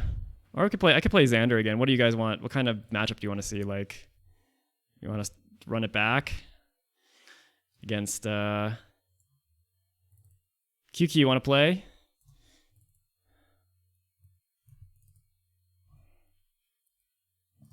Wow, that's annoying. Okay, sorry. Sorry, Xander. Yeah, you got me good the first game though. Pelucranos is removal too. I think let's see here. I haven't played QQ in a while.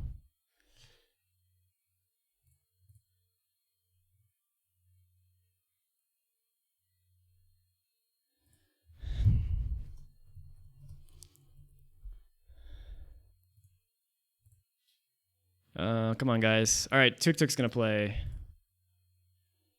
Awesome.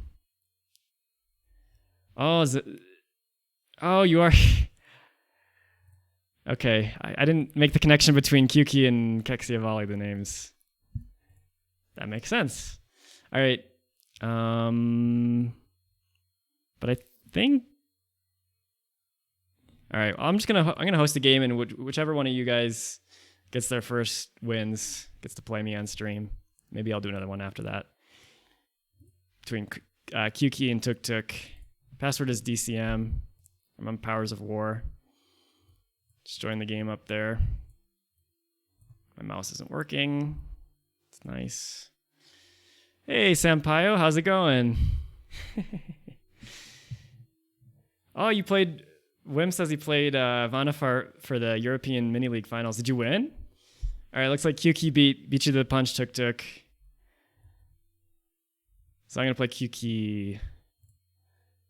Oh, I just realized I forgot to update my opponent's commander thing. Oops. Let's see. I'll go first. What are we up against? Leovold. All right.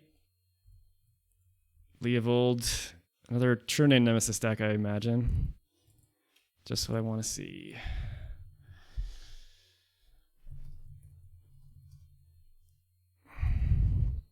Okay. Well, the good news is I block Teysa blocks ooh, I got Cavern of Souls. Yeah, this hand's nice. Teysa blocks Leovold pretty nicely. Honestly, the only land I think I would change is the Kajeldor and Outpost. I think the other lands are fine. Wow. Okay. Oop. Oops. Okay, I think we're good.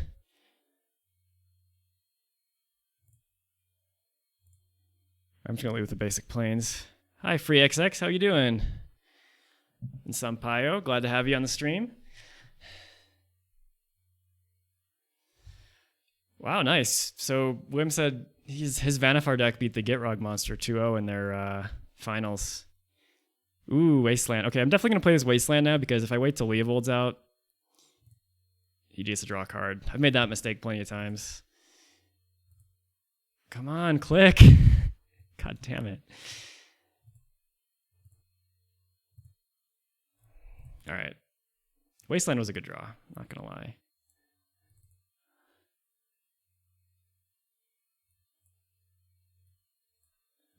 I can't convey to you. I wish I could convey to you guys how badly this mouse is working right now. All right. Well, Tithe Taker seems amazing. It is a human. Okay, I have a bunch of humans, so I might as well just play Cavern of Souls just in case he has like a counter spell. Teysa's a human as well. Both Teysas.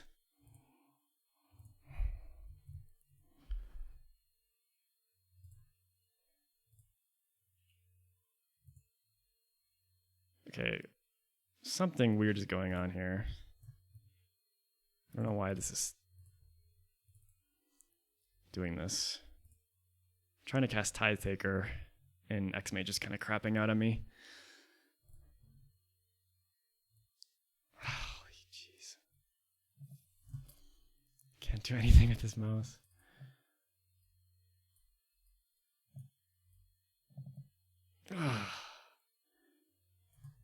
Oh. Okay. Thank you. My screen kind of froze there. All right.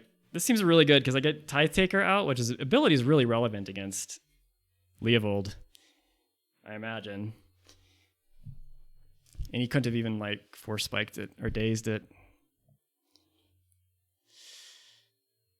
Oh, that Wasteland got him, he says. Yeah, that way. Oh god, he has to discard already. That Wasteland was a very good draw. Discards Grave Titan. Can I get my Reanimate?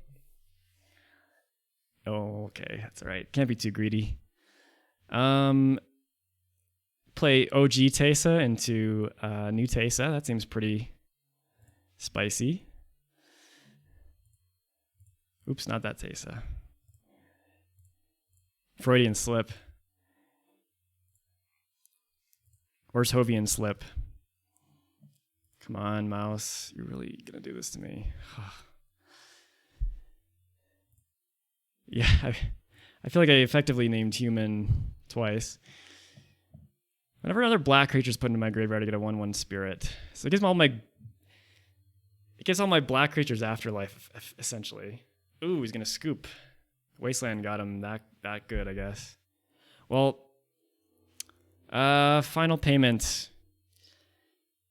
Kind of considered it. I don't think it's the case where you just want to throw away creatures all that often. Like, I think I would run, like, for example, Go for the Throat over it. Ooh, this is a nice hand. Turn 1 Mother of Ruins into turn 2 Hymn to Turok. Do I want to draw Doom Traveler? Not really, because I already have a 1 mana play, a 2 mana play, and a 3 mana play. So I don't think I'm going to scry that Doom Traveler to the bottom. All right, now I just hope he doesn't have a Wasteland. Ooh, Concealed Courtyard. That's nice. Might as well play that first.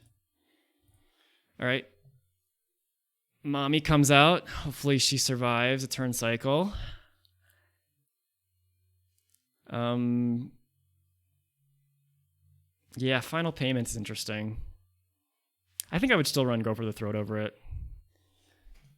If I'm trying to play a removal spell like as early as turn 2, I'm not gonna like necessarily have a creature I want to sacrifice and just like throwing away 5 life seems a little rough. All right, let's hope this resolves. If not, a beta counterspell out of his hand. Brainstorm. Okay, that's a good response to a discard spell. Hey, Guy Cooper, thanks for subscribing. Glad to have you on DCM here, Duelcaster Mage. All right, so he's going to tuck away 2 of his best cards, but it looks like Hymn to Turax resolving. So I'm pretty happy, all being told. This is why you wait on casting Brainstorm, ladies and gentlemen. Ooh, interesting. Teferi's Puzzle Box and Desecration Demon. Teferi's Puzzle Box is sick with Leovold. This one's kind of a new one. I don't remember having seen this really at all before. All right, Leovold comes out. Sultai colors, 3/3. I can't draw more than 1 card a turn, and whenever one of his permanents or himself becomes a target of a spell or ability, he draws a card. So probably sandbag and a time twister or something.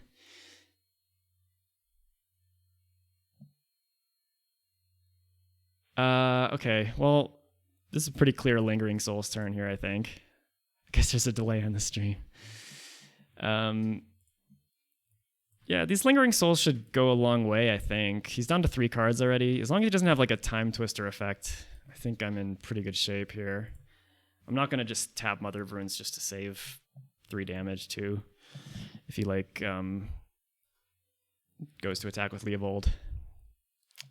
All right, he's got a Wasteland of his own. Would not be surprised if he used it here, but it's not the end of the world because I can just I have a lot of lands in my hand. And instead of playing Teysa, I can just like play Lingering Souls from my graveyard.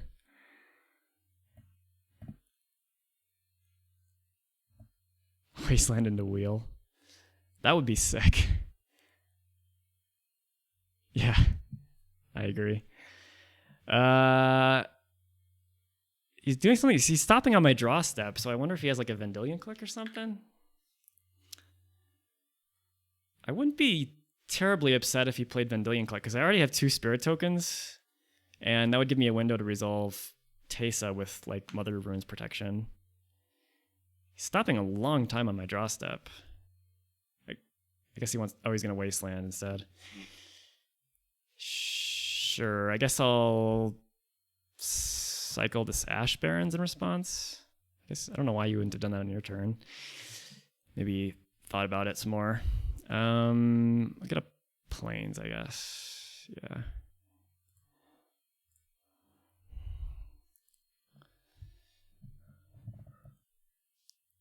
Oh, he's got the click too. All right. I don't really care. It actually just doesn't do anything because all my whole hand is lands. Yeah, I'm kind of surprised he didn't save the puzzle box too. I guess he figured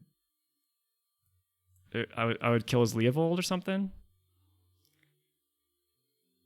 Did he? Why is this murderous cut being revealed? Did he choose himself?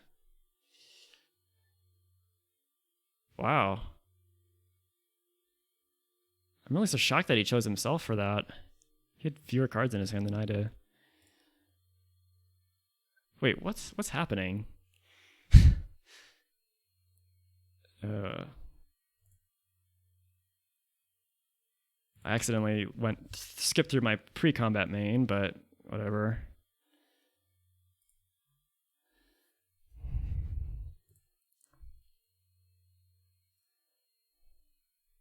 Okay. I'll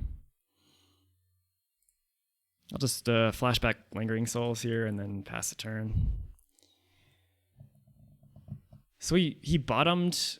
He must have bottomed Murderous Cut because he thought with my mother runes in play, it wasn't really that effective. Surprising. Attacking with Vendilion Click. Okay. I think he probably has a sweeper, maybe? I don't think he would want it. Like, he maybe has a Toxic Deluge. And my mouse is just failing horribly.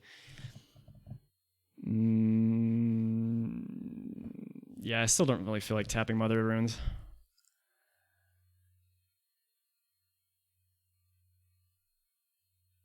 Nothing, huh? All right. Let's get a Godless Shrine.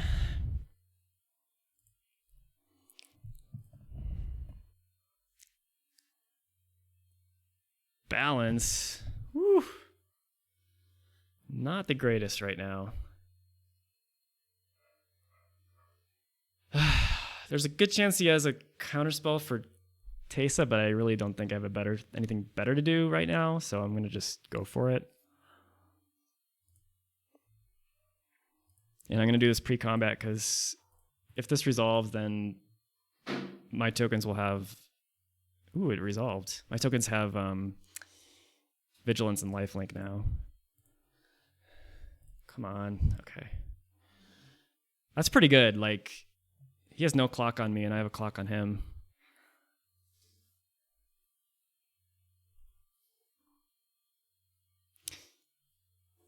It's interesting with his Mother of Runes, like, whether to just use it to save, like, a random thing. Okay, well, obviously I'm going to save itself. He's going to target Mother of Runes' Collective Brutality, and just that. Wow, so he's effectively 2-for-1ing himself to kill Mother of Runes, I think, here.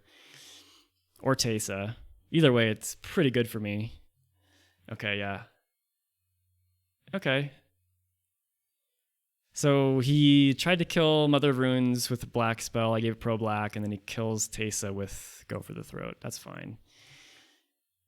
I can just replay her on 6. Mother of Runes doing some work this game. Why wouldn't you attack with Leovold? Ooh, Blood Artist. Do you like me a Blood Artist? Let's play Blood Artist. And just attack for 3 and keep racing. Seems good. He's down to 1 card in hand. This balance isn't doing much. Okay. So Blood Artist, 1 and a black for a 0/1 vampire. Whenever itself or another creature dies, I lose life and he gains life. Custody Lich. This card is awesome. I do have a bunch of creatures to sack, though. So I guess I'll just lose one of these tokens. And I'm going to be able to get the Monarch back from him. And I don't think he's going to be able to, like, steal it back from me very easily. Oh, this sucks. I had this... I actually played Leovold... for some stupid reason, this says target player instead of each opponent. Like the new cards, the new templating. And so I can't really target him. Otherwise, he draws a card. And I definitely don't want that to happen. So I have to target myself with Blood Artist. Damn, kind of forgot about that. Well, I'm definitely gonna block Leovold now that you're tapped out, because I can just be pretty confident you can't do anything with this Mother of Runes.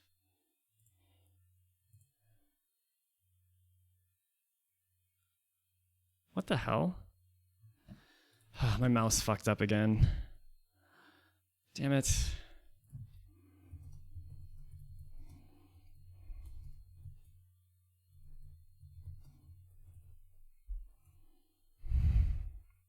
Sorry, guys.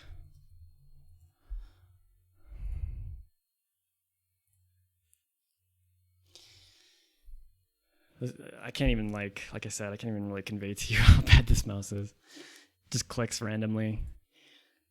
can't click and drag on anything without extreme difficulty.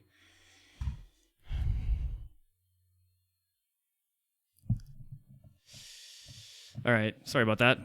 He's gonna play Custody Lich. I'm gonna sack a Spirit.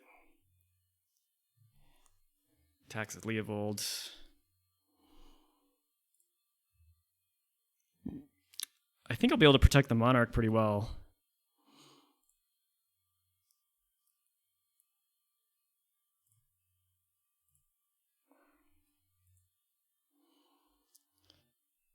I fucked up against Leovold enough to know not to target anything of his. All right, let's just block with Mother of Runes.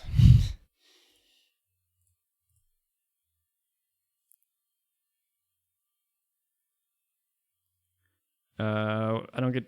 Wim says I don't get to draw cards though. Oh, that's true. Well, at least I'll prevent him from drawing cards.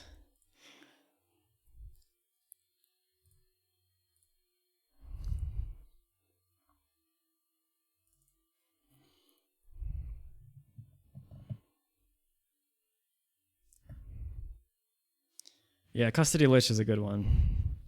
It makes sense. It makes a lot of sense. Ooh, I like Orzhov Enforcer too. This card is just great in pretty much any black deck, but like even like in this deck where the Leovold is in play, like it's quite strong. They don't even get to take advantage of the Monarch really. All right. I don't see a ton of advantage to playing Teysa here, but he is tapped out. I feel like I still want to play Teysa. I can actually, with these tokens having Vigilance, I can double block with Teysa and a Spirit token, one of his things. Yeah, and giving lifelink's pretty good. Leovold's a weird one. Like sometimes it's best to just like let it sit and play, I feel. Cause like it's such a powerful card that you look at it and you're like, oh, I gotta kill that thing immediately at all costs. But like sometimes it's just a 3/3. Like just a hill giant. Yeah. These tokens might go all the way here. All right. I like Carrier Thrall and Orzhov Enforcer, so now I have some protection against like a sweeper too. Let's just attack first. And eventually I can start thinking about like using Mother of Runes aggressively. I'm going to bait him here. I'm going to bait him with this Carrier Thrall. If he has a counter spell, I'd rather have Orzhov Enforcer resolve. All right. I'm feeling pretty good.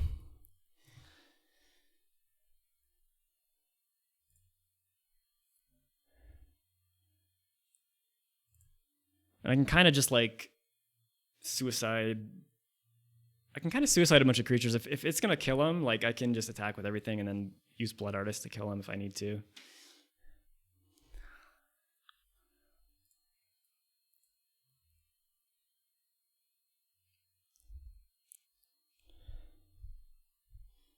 He's drawing a lot of lands. He might be a little flooded. Click and drag. Come on. There we go.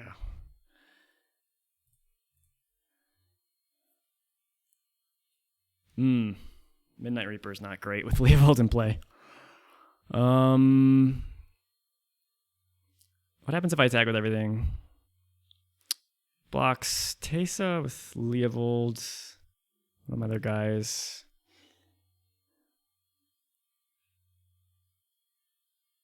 No,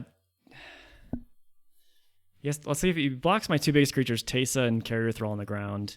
One of those dies, that's 1 damage. Then I get in a couple more with Orzhov Enforcer and Mother of Runes, or I could tap Mother of Runes aggressively to give like Carrier Thrall pro black. but then my shields are kind of down. Yeah, like either way, it's a 2-turn clock, so I feel like I just attack with the Enforcer, the 2 spirits. I don't think I really need to risk attacking with everything right now. Yeah, Wim, that's a good point. If he had Teferi's puzzle box in play, he might have actually really locked me out.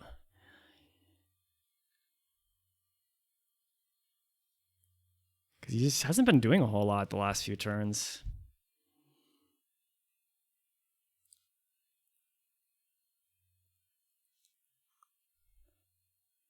Oh yeah, I can just kill him with balance. Seems decent. He would actually have to lose like a land or something. Yeah, whether or not he blocks here. Okay. I can still kill him with balance because he has to sack. I have to sack 5 creatures.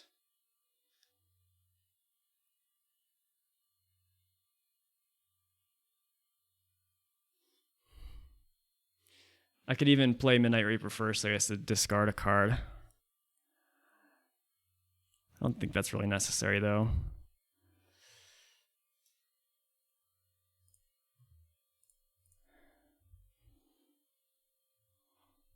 All right. Come on, mouse. Don't fail me here.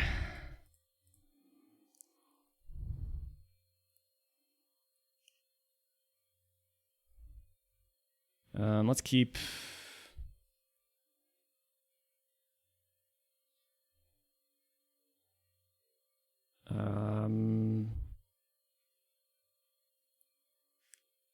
I guess Blood Artist and Mother of Runes. I guess I'll get my double triggers.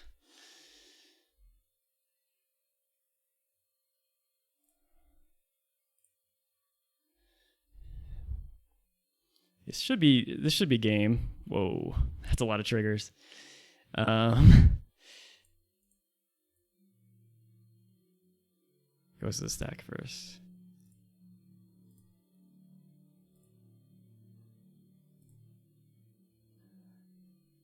All right, you can draw some cards. This time you can draw some cards, Q-Key.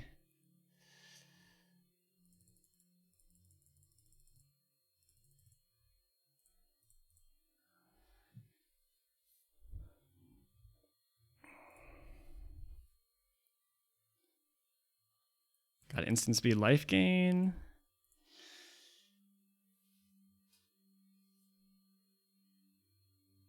Yeah, I think keeping Mother Runes and Blood Artist is probably the best, just in case something goes wrong. Blood Artist is still there to plink them down with the extra afterlife creatures I get. All right, let's get this stack. All right, he gets to draw a card for all of these triggers. Wow. Snapcaster Mage? I guess he gets to draw 9 cards before... I shouldn't have targeted him every time with the Blood Artist, I guess. Or maybe not. Snapcaster Mage. What are you gonna get that's gonna stop this? I can't even see what he's targeting. Really interesting though. Brainstorm. Oh yeah. Digging with Brainstorm. 11 cards in hand. This was kind of a... he scooped. Was that the match? Oh, because I wastelanded him to death for the first game. All right. Well, I think you can have time for one more. Tuk, you wanna battle against Teysa?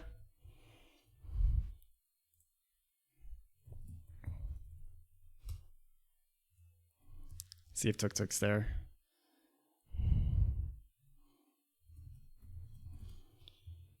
Well, Teysa, I'm pretty impressed that she beat Leovold 2-0. That was Leovold's a pretty scary deck to play against.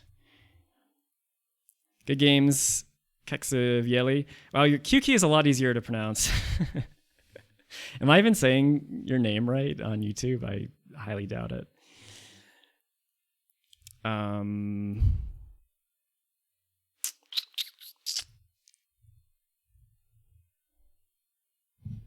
don't know if Q-Key's, or I don't know if Tuk-Tuk's there. So if anyone, I'm going to host another game, and if anyone, Xander says he has a mill deck. All right, bring on the mill deck. Let's do it. I'll just keep running back Teysa. All right, game's up on Powers of War, password DCM. Whoever gets there first. Oh, we have Danzier. Danzier, we haven't played him on stream yet. Yeah, that sounds good. Okay, in that case, Kexivieli, I love it. Many cookies. I want many cookies. Okay. Well, I said first come, first serve, so Xander, you get to play.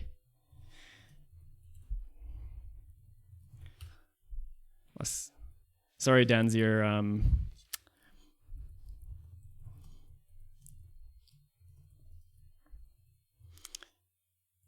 right, so we're playing one final match here. I'm running back Teysa. I should update whatever my opponent's Grand Arbiter Mill. I wonder if this is the persistent petitioner's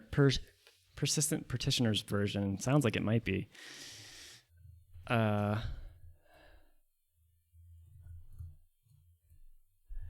Which I'm actually working on a version of that with Muldrotha. I'm gonna mulligan this hand myself. I think that card is super sweet. I'm really fascinated by all the you can play any number of copies of these cards in your deck. What the hell happened?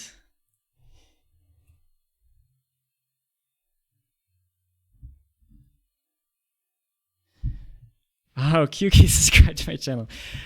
Well, I appreciate that. You're making my life a little bit easier.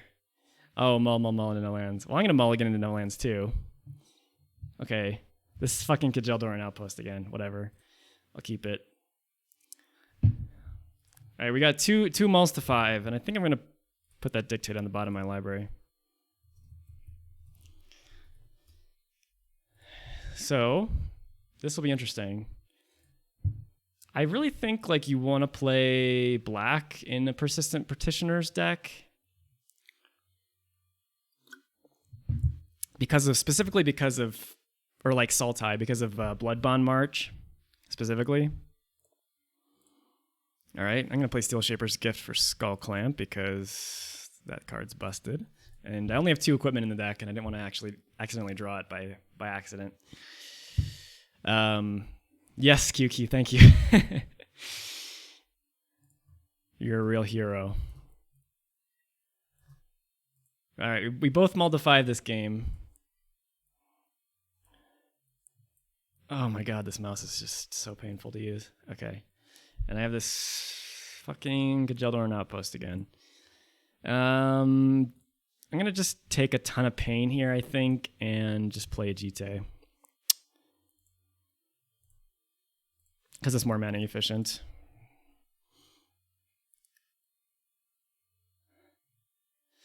Yeah, we were wondering about that puzzle box play with the brainstorm.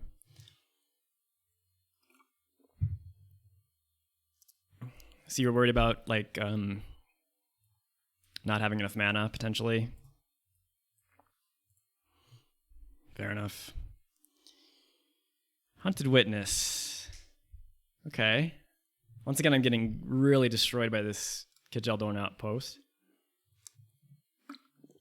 But the good news is I have enough mana to play Witness, no, do I? Yeah, 3 mana total. Let's play Hunted Witness. Probably just going to play this regardless. And then play Skull Clamp. And then clamp up my... No! He had the counter. Good rough beats. Okay, well, the good news is I should be able to attack with a GTA-equipped Hunted Witness next turn. Which, if he plays Arbiter, is fine. I can just kill the Arbiter. If he plays a Persistent Petitioners, that's not quite as good. But we both mulled a 5, so it's a very good chance we both have... Ugh, Petitioners. Do not like that, actually. There's a very good chance we... are mana screwed here. Got to tap the Signet in the right order here.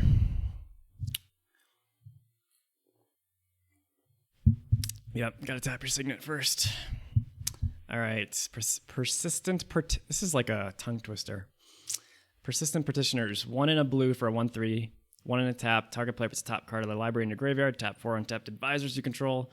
Target player puts the top 12 cards of their library into the graveyard. Deck can have any number of copies. And I think one version of his deck is probably trying to mill me out. Like the version I was building, I was trying to mill my opponent out. Sorry, myself. Mill myself because I have all sorts of like graveyard synergies with like Muldrotha. And it was actually I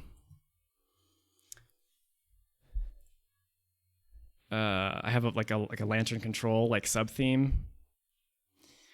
All right, so I think I just equip the GTA and start bashing here. I mean, he's probably gonna block, but that's fine. And I honestly don't even think I waste my time with killing it post combat. So I'll get this human, and then later on I can use the counters to buff my thing. I guess it's kind of cool that Grand Arbiter's advisor, so that's like 1 less advisor you need to kind of go off. Yeah. There's no reason to use the counters right away.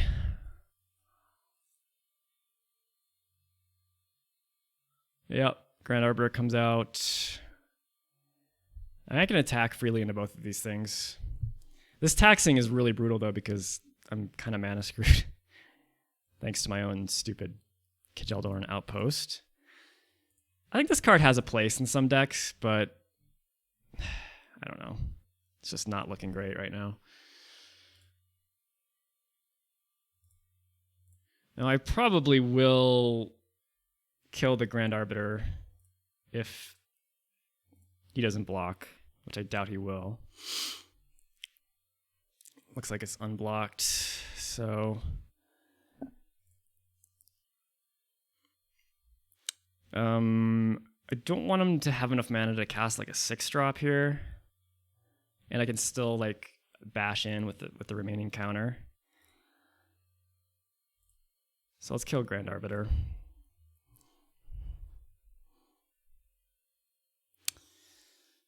Seems like a reasonable line of play. My mouse cooperates. Come on. This is painfully slow.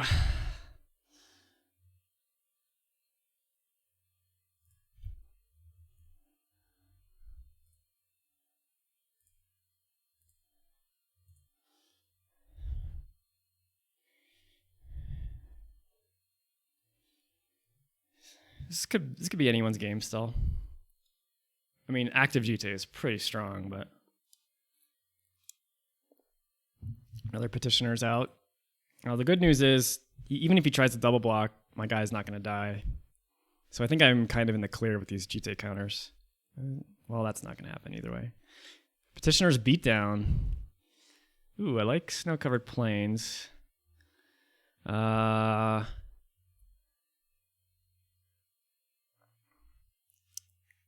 Elspeth or Teysa? I don't think Teysa's really doing a whole lot. Actually, Teysa is giving my guy Vigilance, which is good with the GTA.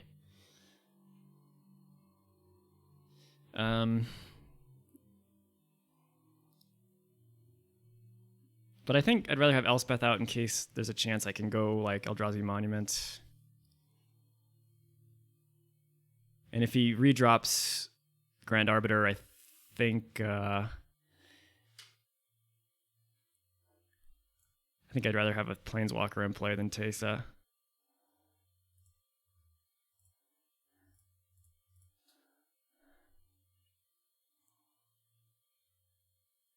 Pact of Negation. Okay. Not terribly upset about that, I guess.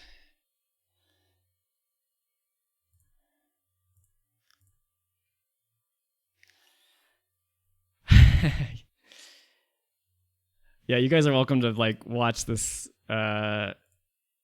stream and on the channel if you want. Not on the channel, on XMage. If you want it to be in real time.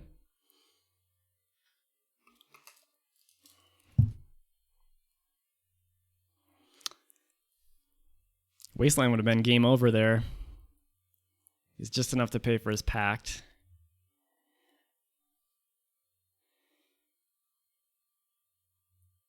All right, well, he's going to be able to play Grand Arbiter next turn. So it's probably a while before I get this Eldrazi Monument online, but I think I'm winning this game with just the GT.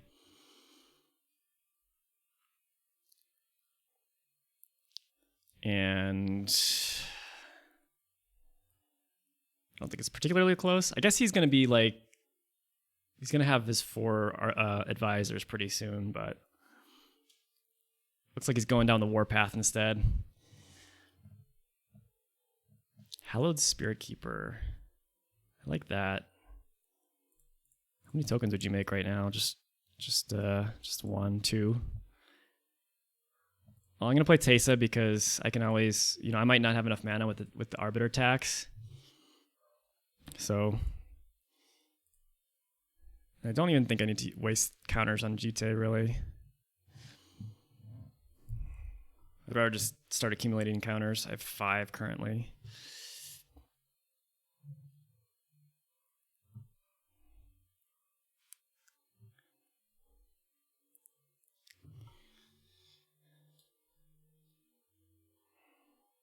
Eventually, I can get to a point where I have Eldrazi Monument in play and just making fodder every upkeep with Kjeldor Outpost. All right, Grand Arbiter comes down. I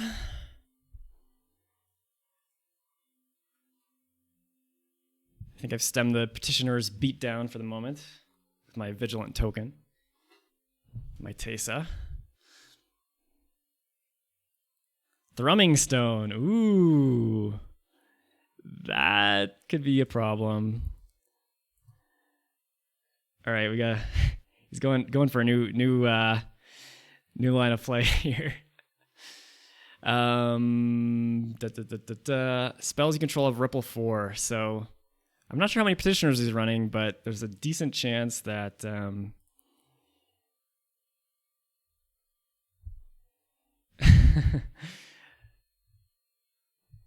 there's a decent chance that he can just get like a shit ton of petitioners into play and then mill me out. So I have 5 counters on the guy.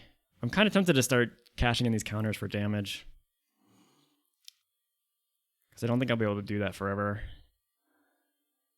Let's just Thoughtseize him first, because I think that's going to really affect what it decides to do. Balance! Get out of there. All right. I don't even know if it's worth it to attack with Teysa. All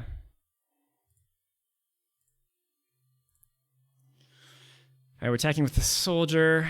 I think I want to leave at least 1 counter left. So I have 5. I could spend 4 counters to pump 4 times.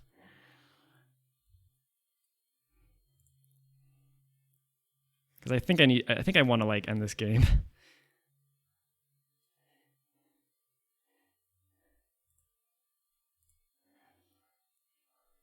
It's very possible I could just lose to top deck petitioners. How many counters I left? 2. All right. Take 9. Play Hallowed Spirit Keeper. It's this guy again.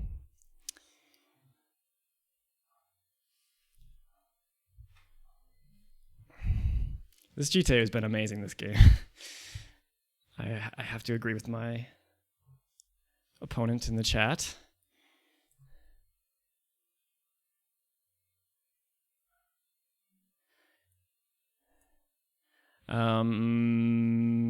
He did draw petitioners. Wow.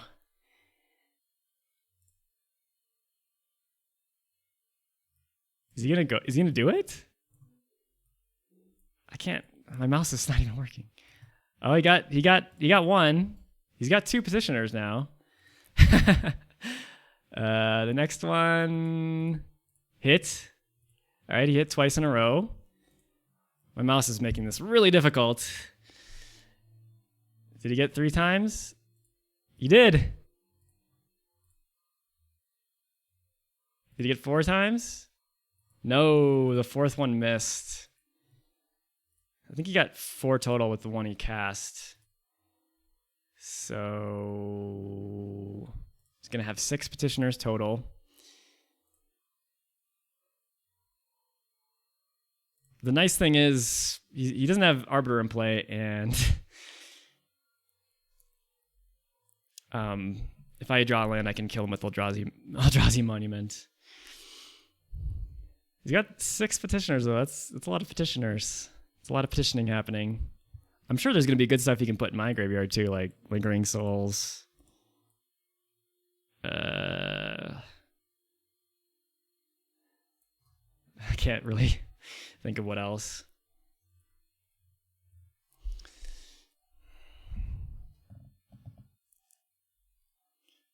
Land. Blood Artist. Okay, that's good. Damn it.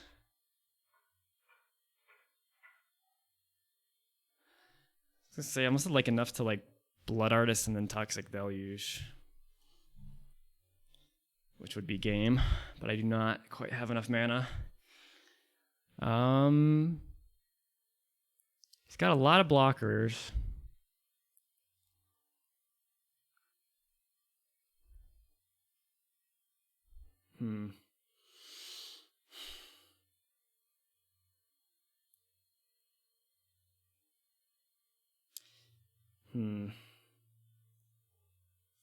I guess the safest play would just be to like pump my guy to like as big as I can, play Toxic Deluge for 3, and then attack with the guy, and then I'd get some tokens off. Let's see how many counters I have. 3. So I need to use at least two of these.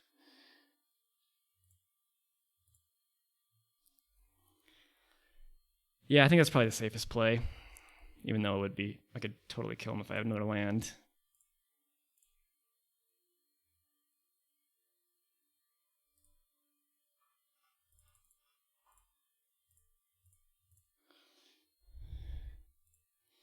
All right. Seems pretty good.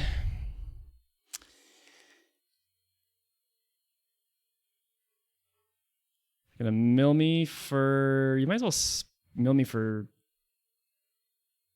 He could have milled me a few more if he wanted to.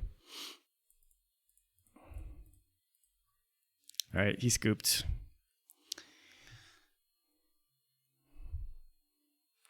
Okay, this hand looks good. I got Duress into Hunted Witness, and eventually Dictative Erebos should be good. My opponent mulliganed again, sadly.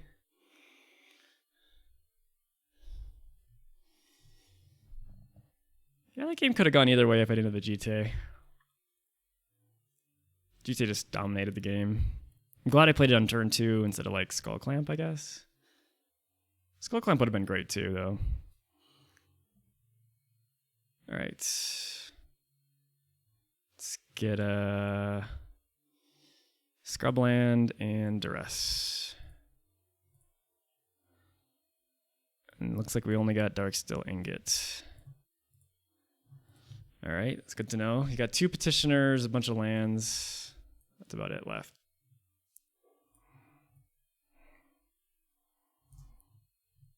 First Petitioner's on the board.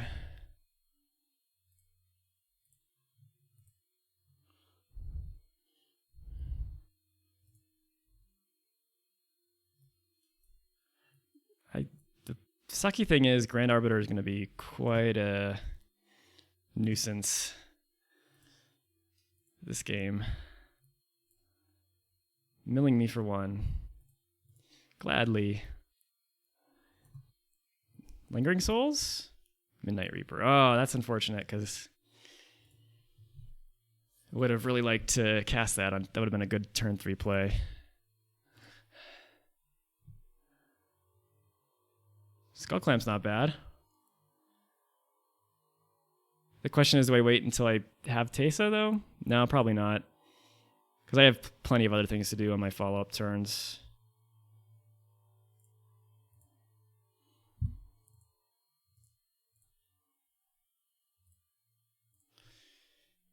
All right, let's draw 2. And... If I draw 2 again, I'm going to have to discard. I guess there's an argument to keeping that thing around, so I'll just pass.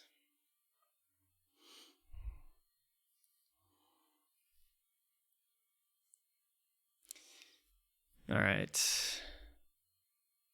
Guessing Arbiter is going to come down. Yep.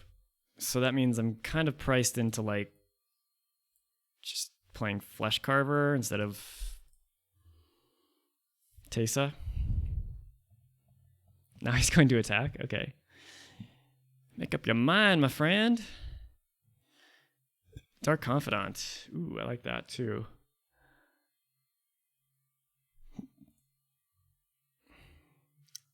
But I think maybe perhaps a more efficient play would be to just play Flesh Carver.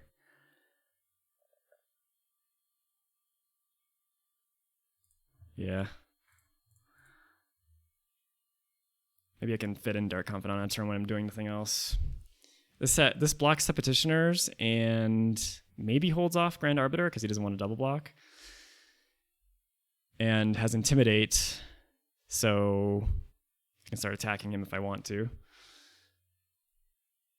Thinking of whether to daze me or not. Guess I don't know his hand anymore. Trying to think of other cards in this deck that would like I'd benefit from him milling me. I don't think there's actually a ton.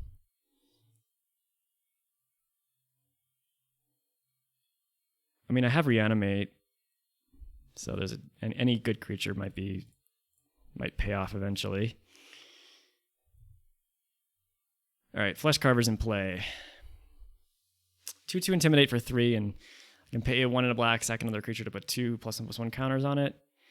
Whenever it dies, I get to put a XX black horror creature token on the battlefield, where X is the Flesh Carver's power. Pretty strong card. I like it. I run it in my Braids deck as well.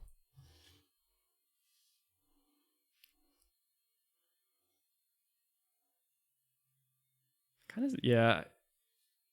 Okay, it just says Drago. Yeah, Henny.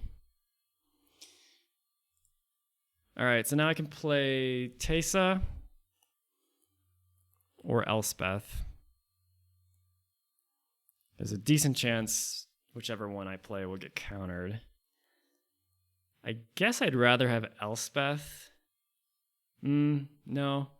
I think I'd rather have Teysa, because then I can Skull Clamp into like a million cards. So with that being said, I guess I'll bait out a possible counter with Elspeth. No, just straight up resolved instantly. I'm gonna make a token, because these tokens will definitely help when this Dictative Erebos comes down. I could actually bait him into like just attacking me when I just have tokens up, and then flashing in Dictative Erebos.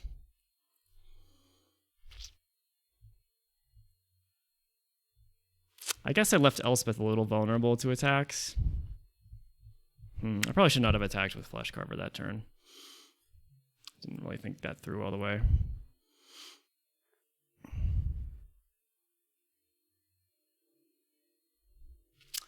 What you got, Xander? 2 cards in hand. War of Invention. For Ensnaring Bridge, maybe? So search his library for an artifact. Oh, is he going to go for Lantern of Insight? Is this a Lantern control deck too? That could be problematic. Oh, Paradox Engine. Okay, well he showed me War of Invention, but he also has Paradox Engine. So whenever he casts a spell on tap on the purpose, I guess he's like a Storm Mill deck of some kind.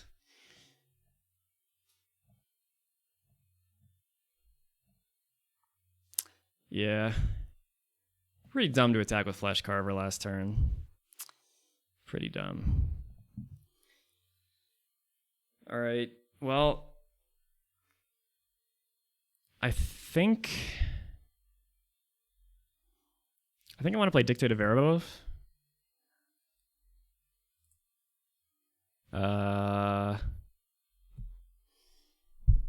It's not fantastic in the sense that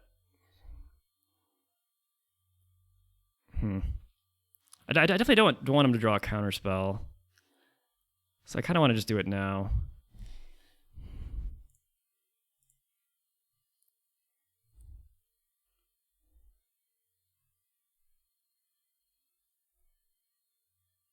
Yeah, and then next turn I can start to nuke his board by like sacking creatures to Skull Clamp.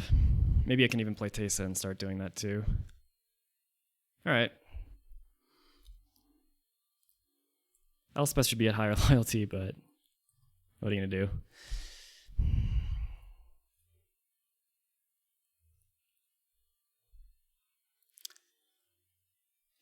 If he can play one more advisor before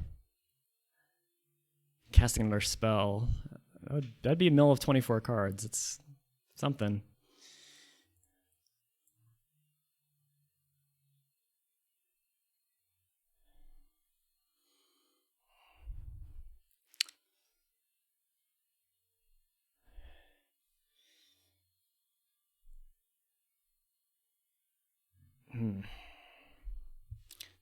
I'm not sure what kind of artifact he can get that would mess me up too much. I mean, he could get Pithing Needle to shut down Elspeth, I guess, or Skull Clamp. I mean, Pithing Needle, yeah. Pithing Needle is strong. Winter Orb. Whoa. Okay. And Meekstone. Interesting. Well, I guess I'm glad I didn't buff my Flesh Carver earlier. Well, this is still fine, I think. Like, the Skull Clamp. Hopefully keep drawing lands and he sacks creatures. Like,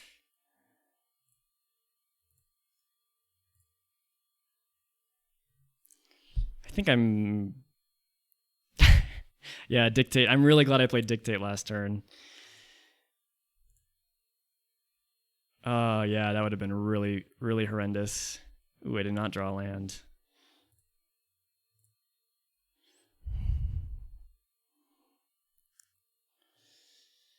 Well, I think like his dream of milling me with advisors is pretty much kaput, as it were.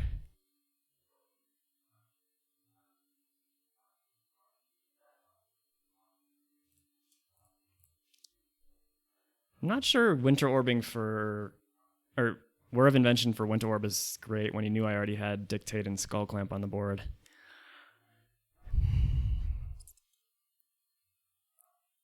Interesting set of choices, though. That's for sure.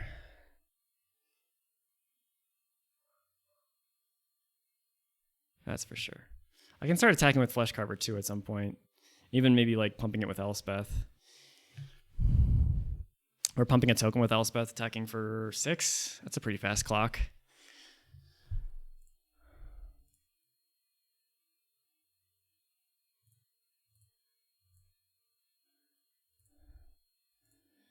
I'm okay on tapping only 1 land a turn if I get to draw 2 extra cards. Wow, still no land? Jeez.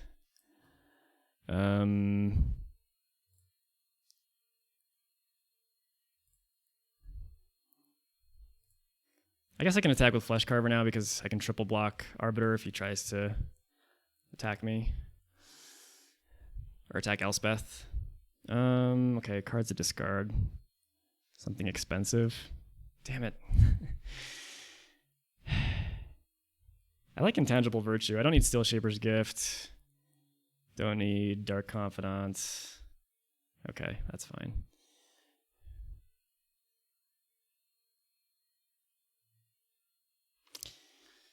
All right, the long, slow grind to the finish line here.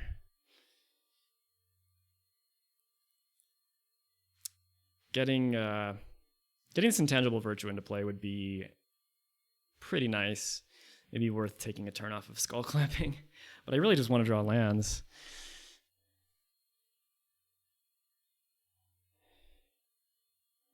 And it doesn't, I mean,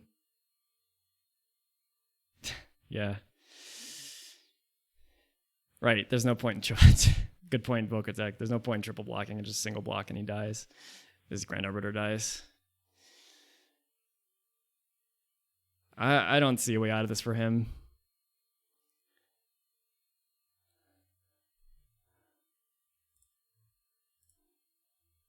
That's not a land either.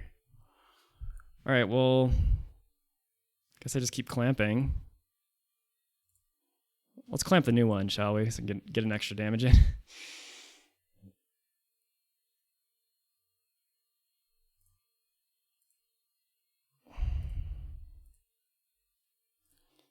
Because now my creatures are unstoppable. Did I get a land yet? Oh, I did get a land. Westfell Abbey.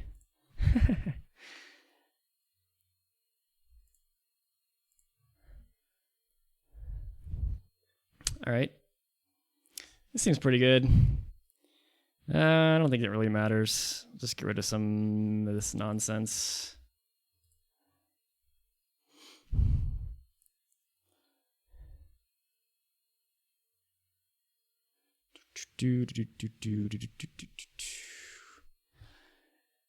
Actually, okay, he scoops. Good game, Xander. That'll do it for the matches today. I just wanted to give you guys a final little update on the tournament. The January League tournament was kind of wrapping up here. Let me show you my what I'm talking about. Whoa, that's not right.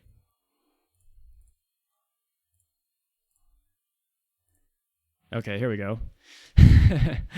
We're at the final 3 matches in our January 2019 double elimination tournament. Oh, actually the final 2 matches, because this one just finished. Zakopsi, I don't know how to pronounce that, defeated Wellers in the semifinals 2-0. So Najila is in the finals for sure. And the winner of the losers bracket is going to play Zakopsi in the finals. I know Hello Newton's on Grenzo, Dungeon Warden. And let me check what Wellers is playing real quick. Nope. Maelstrom Wanderer. Okay. So we got Maelstrom Wanderer versus Grenzo in the losers bracket finals. And that person's going to play Zakopsi for the win for the overall champion of the January League. So that's pretty cool. And then what I wanted to mention too, that I did this thing. I'm using this tournament management software or website platform called Bracket, BRAACKET.com. And it's really cool for like long ongoing leagues. It has a really good like ranking system and way to keep players keep track of player stats over multiple tournaments, which a lot of the other ones didn't, as far as I could tell. And so I went ahead and they had this feature to import results from challenge.com, which is really cool. So like all the monthly double elimination tournaments that I organized over the last year, I imported all the ones that I could. And then we have this ongoing kind of like point system / ranking. And you can see the historical results too, like for any of the tournaments. It's not as pretty as challenge.com because you don't have the brackets, but like all the individual matches are in there. And then there's ELO all time here. So we have 20 total players on that list that have been participating in our tournaments. And then kind of a point system that gives you points for every win. And then it kind of rewards people for playing, just being around longer, whereas the ELO is more like you can jump to a high ELO ranking pretty quickly if you just rattle off a bunch of wins, even if you're like a latecomer, so to speak. So anyway, I thought that was pretty cool. I don't know what I'm really going to do with it yet, but it's there if you guys want to see it. It's bracket, bracket.com/league/Duel Commander. You can see all the info. But other than that, let me see if I lost my chat window here. If anyone has any last questions or anything, I'm going to wrap it up. What we got here? Little post-game commentary here from Xander. Yeah, GT was really strong. Yeah, I don't know. I'm excited to brew persistent petitioners too, with Muldrotha, or maybe Sidisi. Kind of like my Sidisi rat colony deck, but more of like a lantern control or like a control version. Okay, guys, that'll do it. Like I said, I'm gonna be gone next Sunday, traveling, heading to Europe. So I'm not gonna be able to stream next week, but you'll be able to catch me February 3rd. And yeah, I'll have a different background. I won't be in Mexico anymore, and I probably won't be wearing a tank top. Wearing like a sweater. You'll probably be able to see my breath on camera. So, okay, take care, everyone, and I'll see you soon. Bye. Suck me in the smoke.